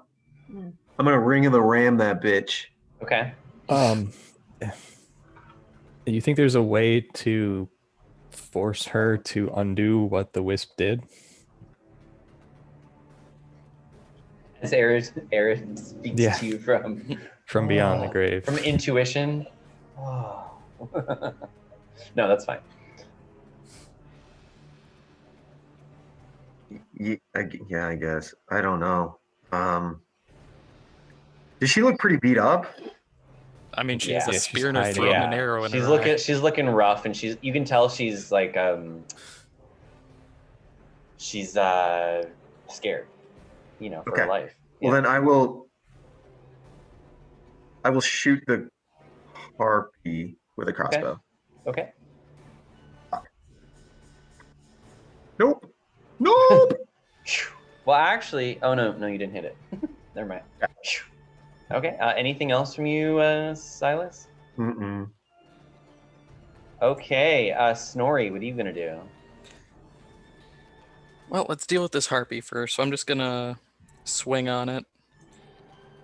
19. Okay. So I took 7 bludgeoning. Okay. You hit it in the temple, and it kind of stumbles over for a second. And that's gonna be all for now. Do you have any heals for Zafira? Oh yeah, true. Yeah, I'll hit you with an empowered healing word. So that is an extra 1d4. So nice. You gain 9 HP. Yay! Thanks, my man. Okay. Zafira, what do you want to do? I'm gonna shoot this harpy.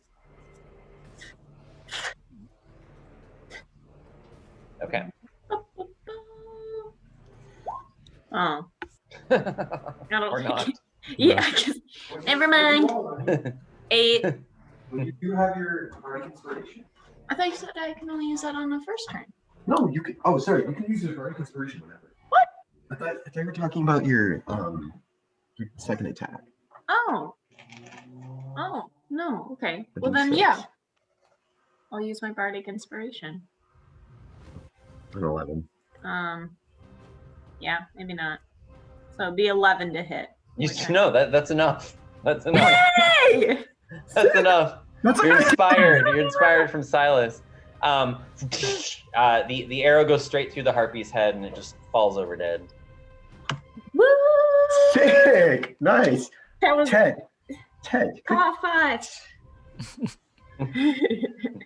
Very proud. He's so And excited. and behind the cauldron, you can hear Maud coughing. Yeah. And she kind of like raises up her head and looks at you with one of her eyes, and she says, "Please don't kill me. Please have mercy on an old woman." I vote no. I look over at her. Nah. Are we still in combat rounds? Sure. Yeah. I mean, she's just talking to you, but yeah. I mean, we do have a dead guy. We should probably try to revive. Well, I want to see if she can help. Yeah. Yeah, that's kind of the point here. I just don't want you to like choke her out or something. I'm gonna choke her with my words because they're so good. She's gonna get choked up. Wow, and she says, and she says, "Help me, and I'll get your friend back." And how exactly are we supposed to help you? And she And says, how the hell are we supposed to trust you? You bring our friend back and we'll consider sparing your tiny fucking life. Make an intimidation check. Dirty 20. And she says, "Please don't kill me.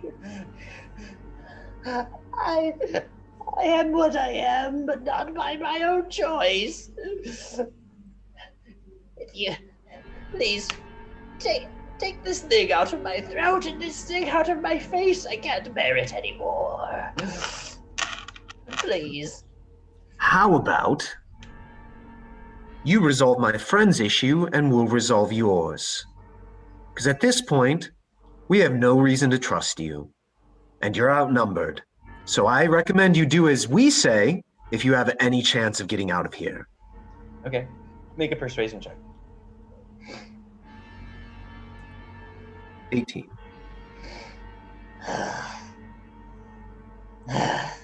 Do you promise?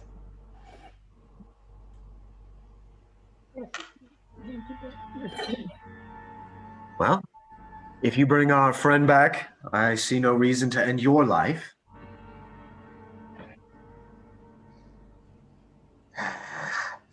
Very well. And she waves her hands, and then the will-o'-the-wisp sort of comes out of Arid. Life seems to come back to him. He's still unconscious, but he's breathing. And the wisp just goes next to her and floats. And she says, and she kind of walks from behind the cauldron, and she says, "I can also give you something special if you leave me be." Okay, well, immediately I'll second level cast. Or wait, Snorri, do you have any spells left? I have 1 cure wounds left. So I'll hit him with that. Hit him with that. I want to save my second level spell 11. in case I need it for something. 11, you said? Yep. Okay, Arid, you come back as if no time has passed for you. You feel, your mind feels very muddy.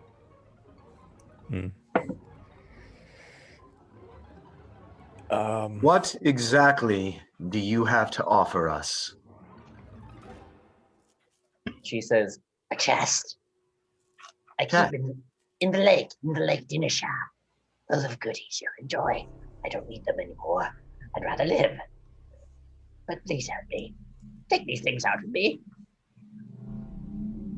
It's only in my nature to All right. do what I do. We'll send away your companion, this wisp. She nods, and the wisp just kind of floats back like 30 feet. And she kind of comes from behind the cauldron and like falls over in front of it and just breathes. And she says, Please, pull it out.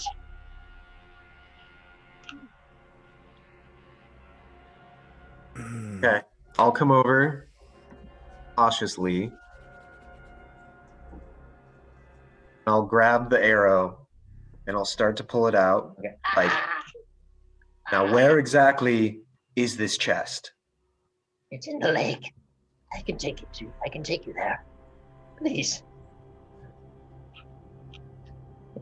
It's not a few hundred feet off of the coast of a certain spot that I frequent. Not far from here. Less than a mile. All right. I don't like that. Because you just lagged. Yeah. And so I was like, ah. I mean, it also worked because I did go for a little bit, but No, but like the inflection was super crazy. Yeah, you went robot. It's amazing. Yeah, I'm gonna sound like alpha. kind of like make sure I like rest my blade on her chest. It's kind of like a threat if she does anything. sure. Don't move. She kind of keeps her hands up in very, a submissive gesture. Okay, Silas, do you continue pulling it out, or what do you do? Yes, I'll pull it out like another inch. Be like, have any fishermen? Do you know of any fishermen that came here? She says, Good thing you didn't have some of my soup. Oh. And I plunge my blade into her chest. Wait, she was going to lead us to the chest. That's okay. I'm sorry, I couldn't let that evil Yeah, I was gonna continue to exist. I don't bonk her think if she anything. would've- I feel like, I don't know. Well, the Plus, trust. there's is a there for problem her to here. actually lead She us. said a few hundred, what was it, meters yes, from the coast? yes, the None of us can really survive cold water very well.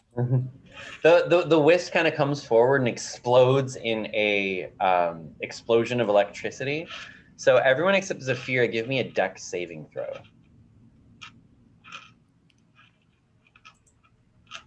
12. 9. 16. Okay, so everyone but Silas. Oops, no.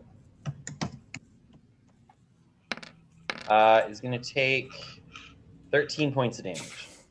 Of course. And Silas, you're going to take 6. As you jump out of the way. But then the wisp goes invisible. Okay. Are you KO'd there, bud? Yep. Okay, I'll second level cast my last spell, Healing Word. You're out of spells, honey. Oh. Wow, 6 hit points. All right, I'll All right. Yeah. get Well, back up and up. I'm Mr. sorry. Arid, I'm not really sorry, actually. It had to be done. I don't disagree, but I did have a few more questions for her. I Well- was on the same vein, and yes, that was the absolute end goal here. Unfortunately, I think we could have had a little more finesse and could have seen what she had more to say, because we also don't know if any of the fishermen survived or what other things are in this cavern. Well, if they're here, we'll find them, but it sounds like they were turned into soup. I also mean the other threats that may be in this cavern. Regardless, don't think we're having dinner tonight, at least from this pot. but we do need to rest. All of us are exhausted. Yep. Rest. So Short rest. we need a long rest. Long rest. Real quick, I'm going to search I think the prudent thing to do would be to search this immediate area for any threats before we make any camp. Sure. You search the immediate area. I don't think there's any. You don't hear anything. You don't. Okay. You don't hear anything. We'll say that, or see anything. Okay. Then I'll make a perception check to see if there was anything, or I'll just search her and see if there's anything on her. No, just a bunch of rags, and she really smells. Oh,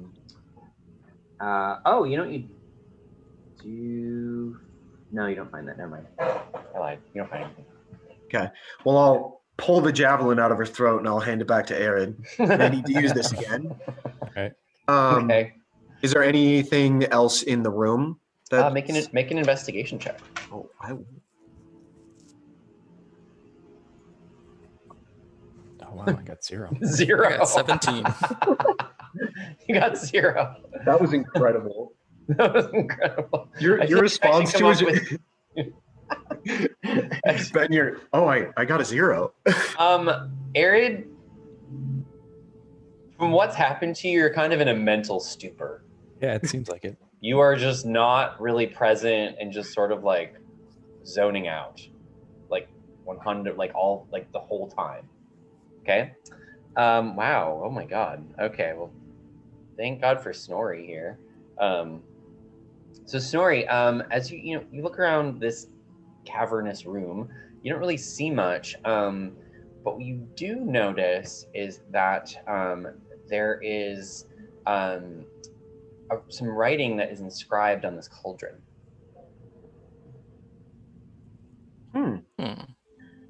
I make an Arcana check.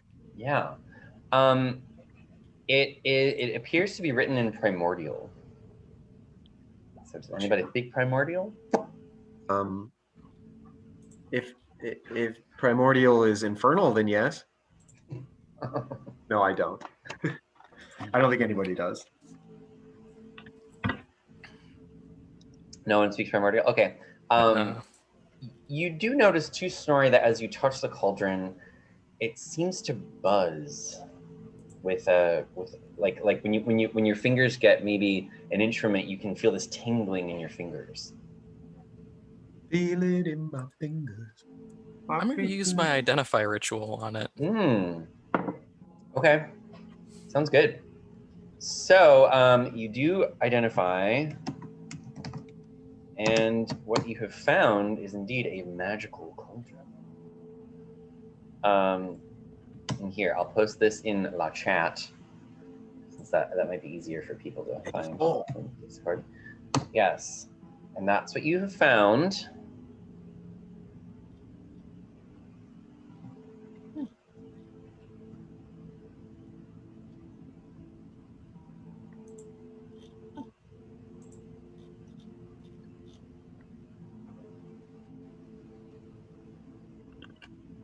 Cauldron of Plenty.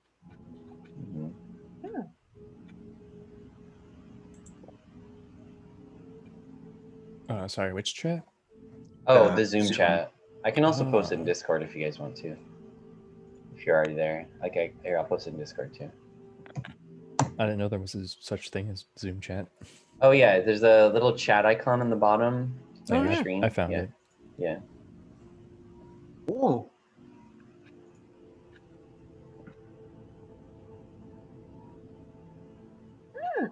That's pretty sick.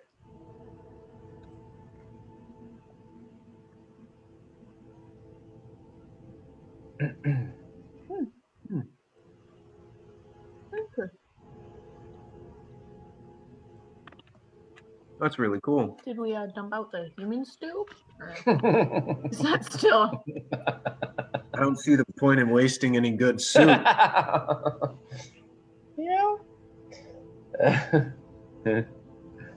I'm a tiefling after all. Sick. Yeah. So you guys want to put that in your party inventory. Or, well, also it's very heavy and bulky. So, like, does it say how much it weighs? Maybe it doesn't 50. say. Can it double as a helmet? A You're a 4 giant, foot wide maybe. helmet. Yeah.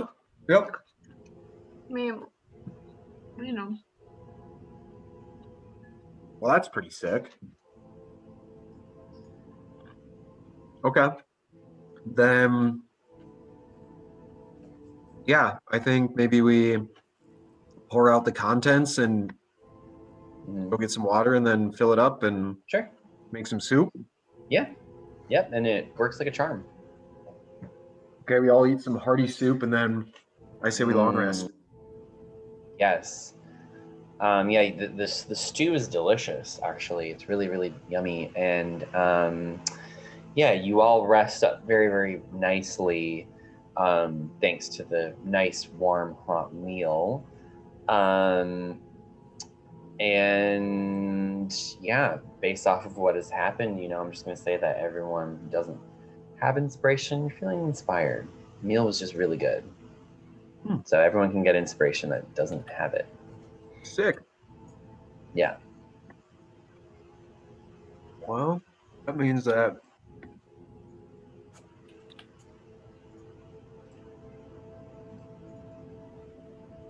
I've finished my. Oh yeah, so first book. Downtime action. So if you does anybody want to do any spell stuff or anything with books? Anybody want to do anything like that? Now's the time to do that if that's what you want. 2 things. Chase, Yes. what was the spell book that I was going to use? Because I believe you still have it written down. It is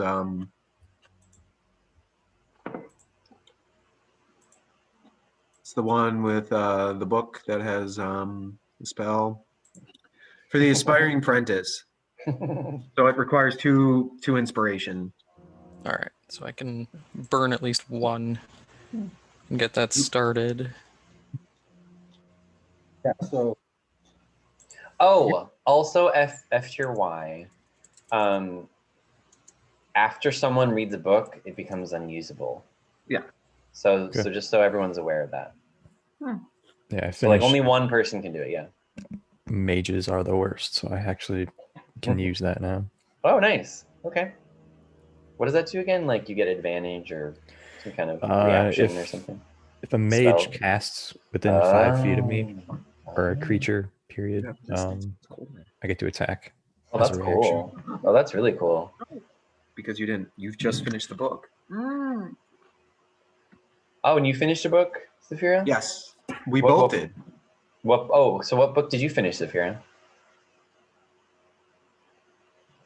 Staving off the cold. Oh. They have resistance to all cold damage. Oh, that's nice. Probably very useful in this campaign. Just a wee bit. Okay, cool. So, And I was going to ask one more thing. Yeah. Could I, because that gold helmet, is there anything special about it? Do you have proficiency in Arcana? I do. I mean, I can always just bust out Identify Ritual. True. Yeah, if you want. Wait, so if you cast it as a ritual, does that go towards your daily spells? Nope. Oh. Takes 10 minutes to cast. And it doesn't go towards your spell allotment? Nope. You just need to know the spell. Oh, okay. Yeah. Whatever you guys want to do then. All right, I'll just do a quick identify to make sure. And only certain spells can be ritual cast.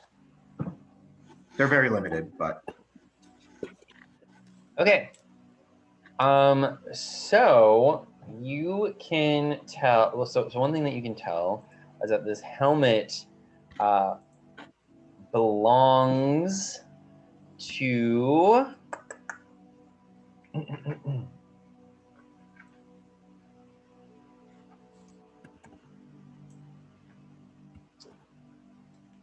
Helmet belongs to someone who is only known as Frostmaiden. Frost what? Frostmaiden. Frostmaiden? The Frostmaiden. Oh Indeed. dear. And that this helmet was given to this giant in life to protect the Frostmaiden. But other than that, it doesn't really have any magical properties.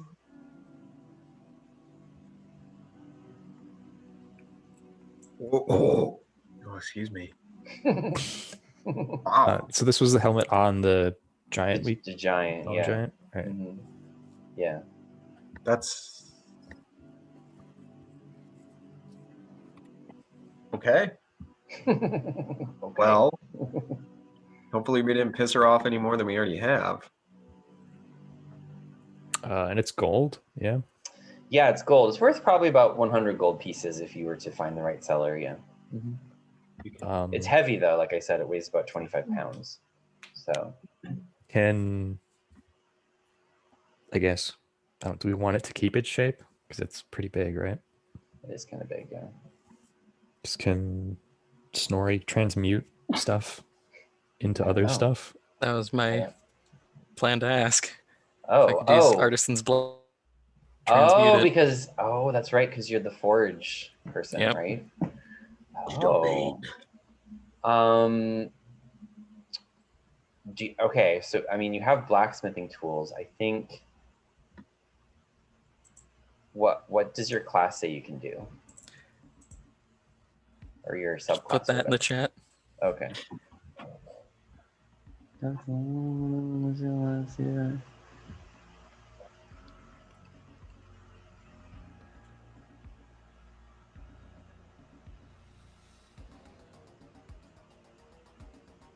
Okay, sure. I mean, it says it can't be worth more than 100 gold pieces, and this is worth 100 gold pieces, so we'll say sure. You can craft it into something else if you want. Can I turn it into 100 gold piece valued block of mithril? Well, it's not made of mithril; it's made of gold. So the way can you make something into mithril? Yeah, so the way it works is you can transmute it into a metal. Oh, okay, sure. Sick. Cool. And that would be your downtime action? Yep. So, okay, FYI, so you either have to do that or read your book. You can do both. All right. So you get to choose. If you want to do that, you can. That would be your downtime action. Otherwise, reading your book would be your downtime action. I would say read your book, and then we can just... Because it's an hour, it takes an hour to do that. We could just I can do that whenever, really. Yeah. Okay. Yeah. So for now, I'll just read my book. Okay. Sounds good. Okay. So what? Okay. Now that y'all are rested, what do y'all want to do? That's a good question. Did you add resistance to cold to the character sheet? Okay. We should explore. All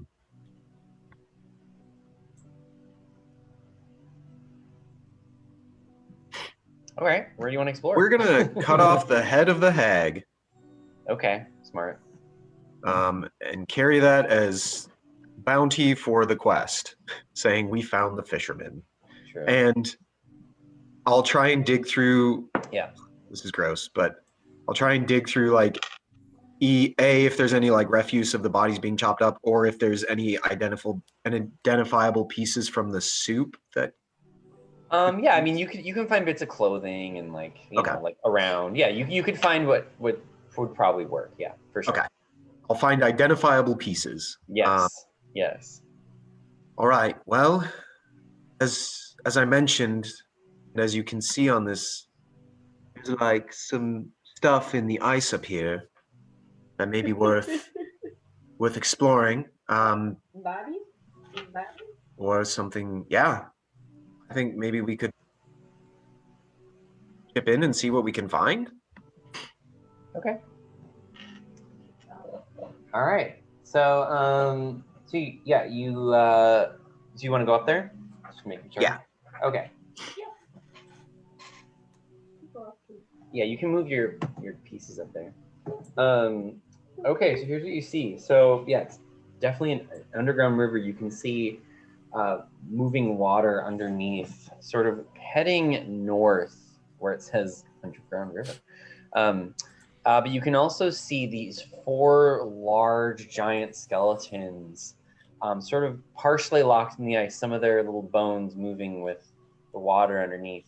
They have the same helmet as the other helmet that you found. They appear to be long dead, just sort of locked in the ice underneath there. How deep is the ice? That is a good question.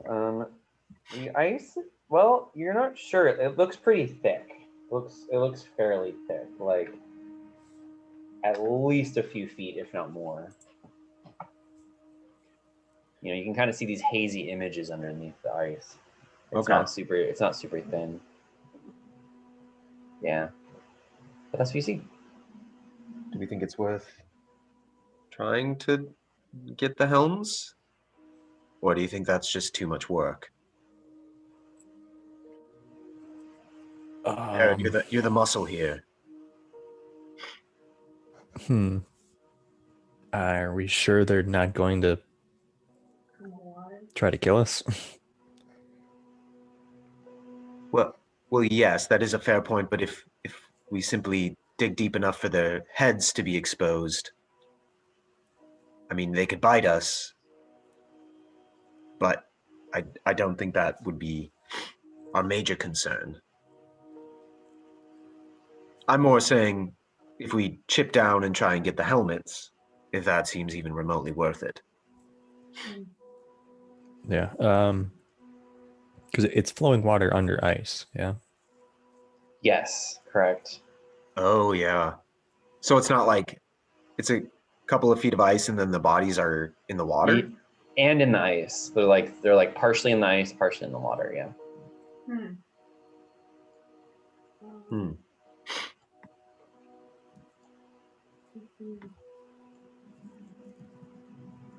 Or do we just want to proceed?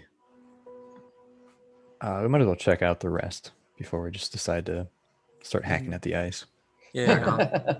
If there's anything else in here, better to not draw its attention doing this. Well, I'll go up here and see what's around this corner. Is there anything up here? Not really. You can tell that the water just goes, towards, underneath the ground. So yeah, the ice just blocks it. Rather, it doesn't necessarily go under, but the ice blocks. Okay. Any further attempt to explore there. Okay, so we can't actually go up here. No, that is correct. Okay. There is nothing there. Okay, so then the map. That makes sense. Okay, so we'll go over here then. Okay, sounds good. So there is a bridge that goes above you that leads to somewhere you cannot see.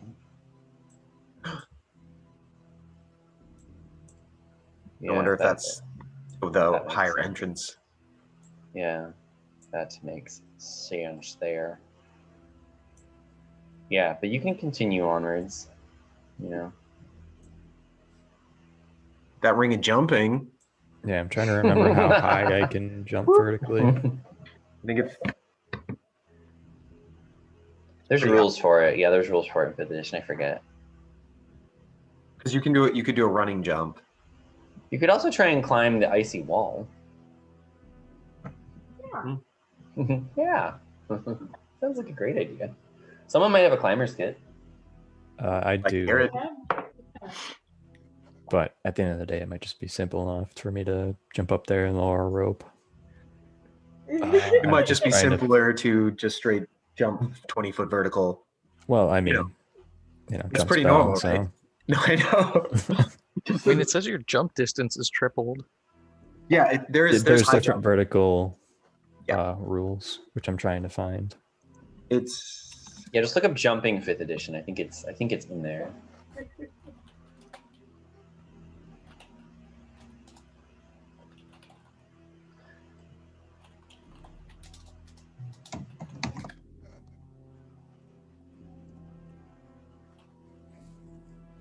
Well, that's a spell. We don't want this spell. I jump. Number of feet equal to 3 plus your strength modifier. If you have at least 10 feet if you move at least 10 feet on foot. So the way jump, so you 6-foot vertical jump, and then the jump spell triples that. So you could jump 18 feet in the air. Oh. And then like you can extend your arms to half your height. Also, so that's another 3.5 feet. Yeah, you're gonna have to make a save, basically. Yeah. I'll give it a shot. Yeah, so give me an acrobatics. Actually not a save. Give me an acrobatics check. 14. 14. You kind of grab on. It's so slippery though. You actually fall down because you're just grabbing onto ice. So you take that amount of damage. 4 damage. Okay. Yeah, but you can try again if you want. It's up to you. Yeah, I'll give it one more shot. Okay. Acrobatics. 15. Hey, there you go. And you pull yourself onto this icy ice bridge. Okay. And I'll lower a rope if nothing else has happened so far. Sure. Yeah, sounds good. And anyone that can climb up can climb up. Okay. Climb. Climbing rope, climbing rope, Boop, boop, climbing boop. rope. Good job. So now, okay, which way do y'all want to go? Oh, I suppose you can see a little bit more. Hold on.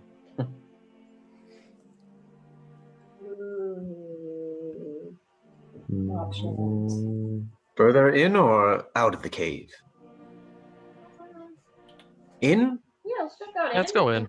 Move Okay. out after. Boop, boop, boop, Sure. boop, boop. So everyone give me a dexterity, another acrobatics check.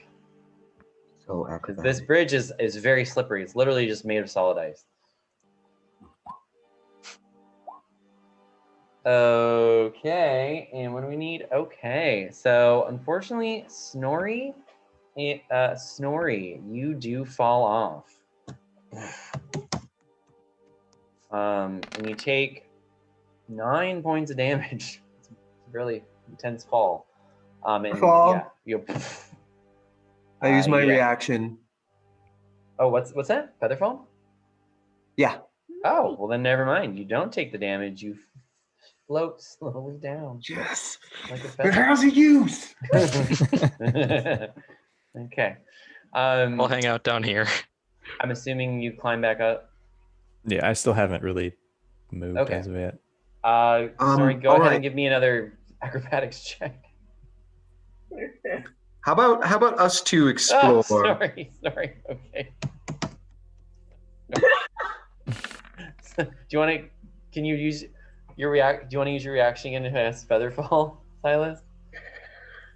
Snorri, you're really killing me here. Yes, I will burn Okay. another spell. How about you just stay down there for now? You just Yeah, I'll just stay here.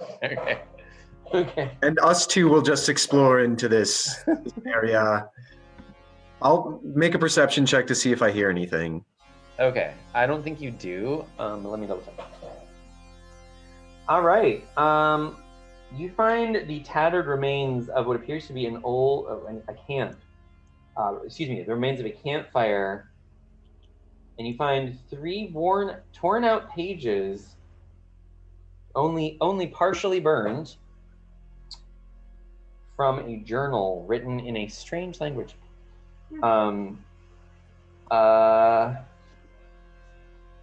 Yeah, that's what you see. By the looks of the language, it looks like it is probably Dwarvish, so you can guess. Okay. Well, I will take these and maybe drop them. Oh, you know what I'll do? I'll fold them up into paper airplanes. And then I'll go back here. I'll throw them down to Snorri. Okay. Sure. Snorri, when you get the pages, they've been burned quite a bit. Some of them have holes in them. There's blood on some of them, so they're a little bit hard to read. So for each page, you're gonna have to make an investigation check to see if you can kind of like piece some things together and figure out what each page is saying. Okay. Okay. Yeah. So give me your first one. 12. 12. Okay, you can surmise what it says, and then here's what it says. These caves are sacred to the frost giants. The carvings on the wall suggest that the giants came here to drown themselves. Did they use the hot spring as a sacrificial pool? It's pretty hardcore. So we'll go next page. 10. Oh, no, you can't piece it together. Here's all you see.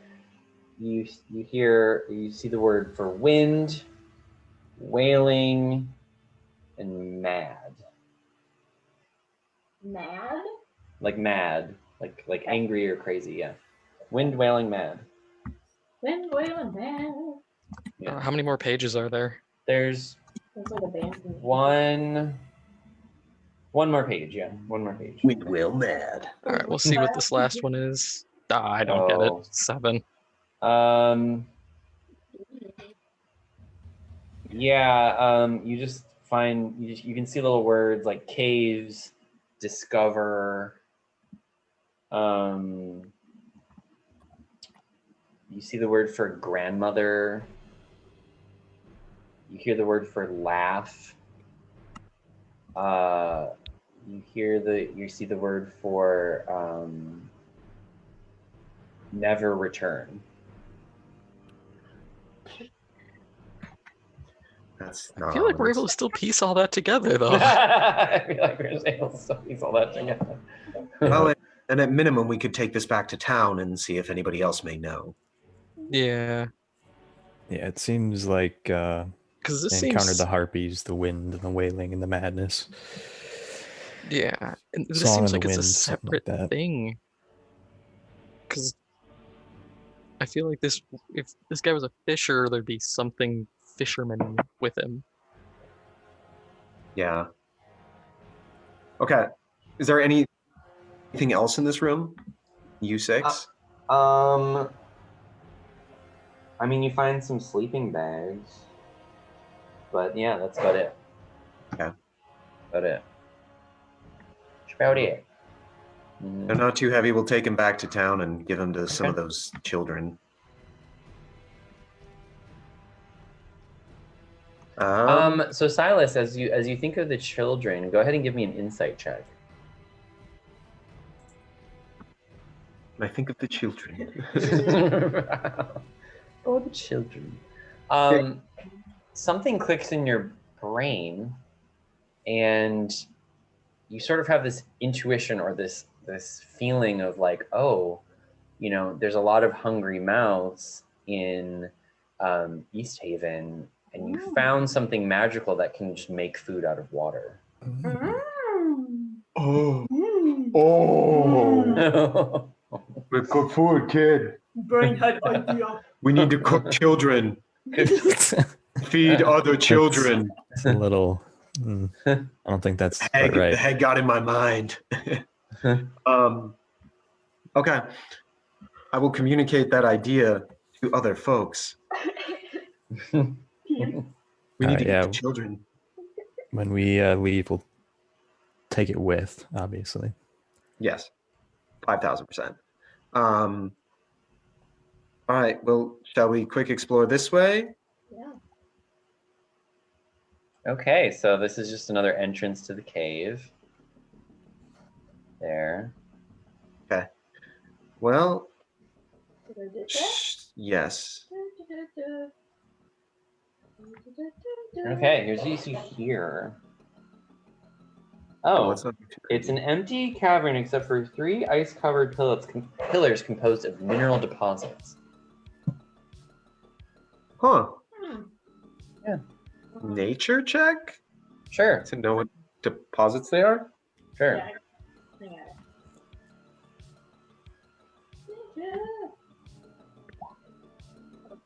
17. Zafira, you know that it's just a semi-precious stone, just called alabaster, like a white stone. Can we Yeah, can we- harvest it? Yeah, take it. Sure. Yeah. You can harvest enough. That would probably be worth about 34 gold pieces. Nice. Yeah. Yeah. Ding, ding, ding. Well, lovely. Yay!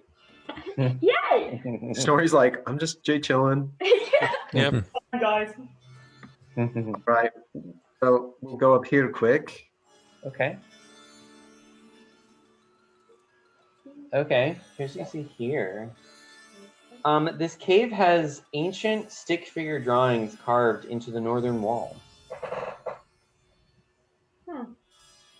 Check of some form? History? Yeah, you can give me a history check, yeah.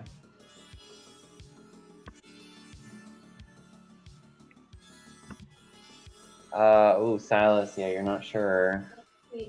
Zafira, you're not sure either. All right, I'm gonna try to make my way in there, but get off the ice bridge first. Oh, okay. Arid, since this is your native land, you can get advantage on this check. History check, yeah. Yeah. Okay. Oh, you made it. Yeah. Yeah, you're fine. Okay. Arid, it's pretty apparent to you that this this shows giants wading up a river to a cavern that contains a hot spring in which they're lying down in the hot spring. Okay. Yeah.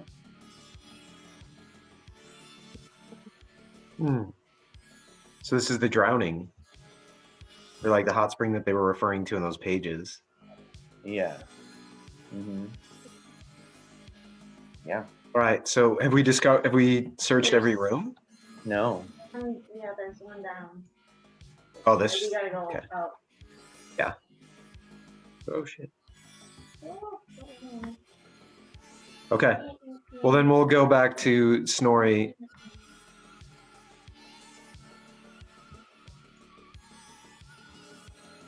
Okay. We will.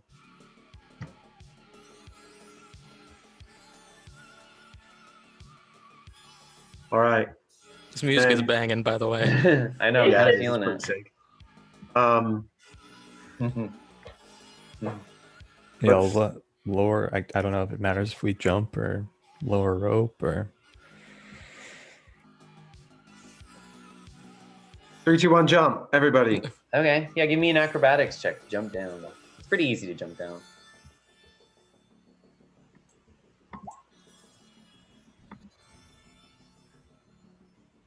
No. Oh, Zafira. Oh no. Okay. Well, everyone is fine except for Zafira, but that's okay. So Zafira, it's okay. You just take here, I'm just gonna roll this, but it's not you just take 1 damage. Ow! Ow! Yeah. Not even. Yeah. I stubbed my toe. Yeah, I stubbed my toe. There you go. Okay. And then we'll. You're gonna have to jump down that too. Because that's 15 feet. Okay. So go ahead and give me another acrobatics check to jump down. So acrobatic. Yeah. Okay. All right, everyone's fine except for Silas. So Silas, you're just gonna take 5 points of damage as you Really fall in, smacked kind of on your face. Okay, but anyways, yeah, then you can make your way around. Let's see. That's the sound I make when I walk. Very aggressive walker. Oops. Okay. Let me reveal. All right. Let's get some U2. Do we have to climb or anything? Oh, yes. Sorry. No, Yes. No, you do. not Zafira. actually. Oh, my bad. Never mind. Yeah. So anyone that wants to climb see it, it. yeah, you got to give me a athletics check. I forgot about that. Yeah, it's another 20. Well, I'll just do get the climbing kit out. And... they give advantage or something? I guess I don't Did know you how it say works. acrobatics? Athletics. Athletics. Let me see. I forget what the climbing kit does. I'm gonna look it up. Oh, nat 20. Okay. I have the confidence. So climber's kit. Okay, you can use. So so for one person, it just allows them to like not fall for more than 25 feet. So that's Okay. actually pretty good. Okay, so let's see. What do we get? Oh, Yeah, Zephyr is okay. already up there. She's scurried up. Okay, Snorri, are you gonna try and climb, or are you just gonna stay down? Anybody should want to probably lower a rope now that they're up try there? climbing or something. Sure. Yeah, if Arid lowers her up, you can get advantage on it. Want to lower a rope? Yes, we will lower a rope. Okay. Yeah. Okay. Pull Advantage yourself then? up. Yeah. Yep. Mhm. Yeah, you pull yourself up. I still Okay. fall. No, you're good. Okay. All right. So you get as you walk into this room, whoever that is, Arid, you can see what appears to be a large wolf. Kind of similar, about the same size as the winter wolves, only it's not white, but it's like roughly the size of a horse, and it's just sort of like growling at you a bit, and it's kind of like walking towards you, almost stalking you all aggressively. What do you all do?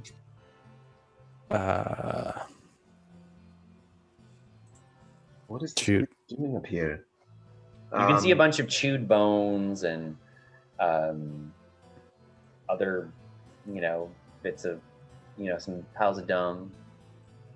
Yeah, I'll try to like get small, and like try to be less intimidating and show my hands. Okay.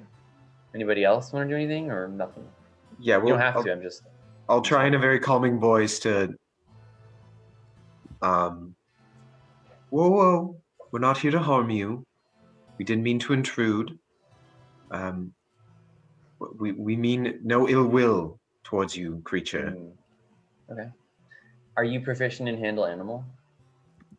I am not proficient. Okay. No. Then you can go ahead and make a handle animal check at disadvantage.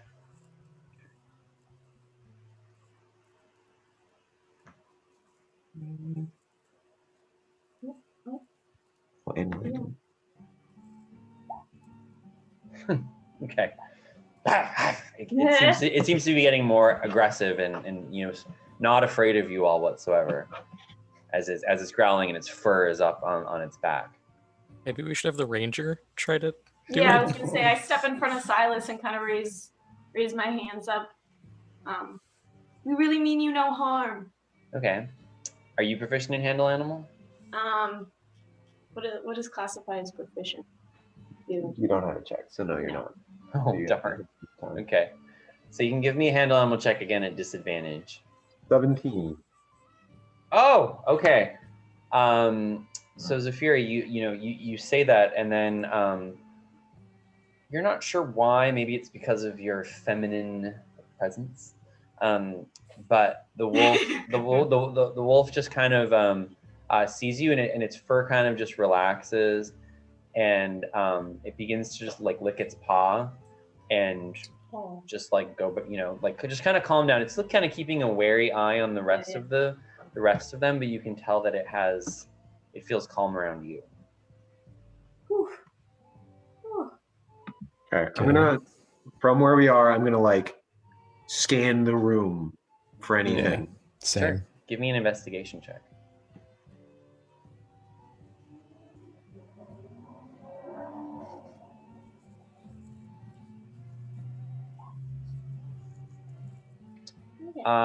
Okay. Okay, so Zafira, out from this corner, you can see walks a large, sort of masculine, sort of shrouded figure, kind of covered in furs, holding a staff. And that is sort of their adventure today. Ooh. Damn. Wait, did you say covered in burrs? Furs, like animal furs. Okay, this makes more sense. There's actually a bunch of bird He's covered in bushes. furs. He's covered in furs. large. Wow. There's actually a big bird problem. A lot of thickets. Yeah, birds. those thickets, those dry thickets, they're Those really cave rough. Yeah, yeah. So The pictures, it looks like bones, but they're actually big birds.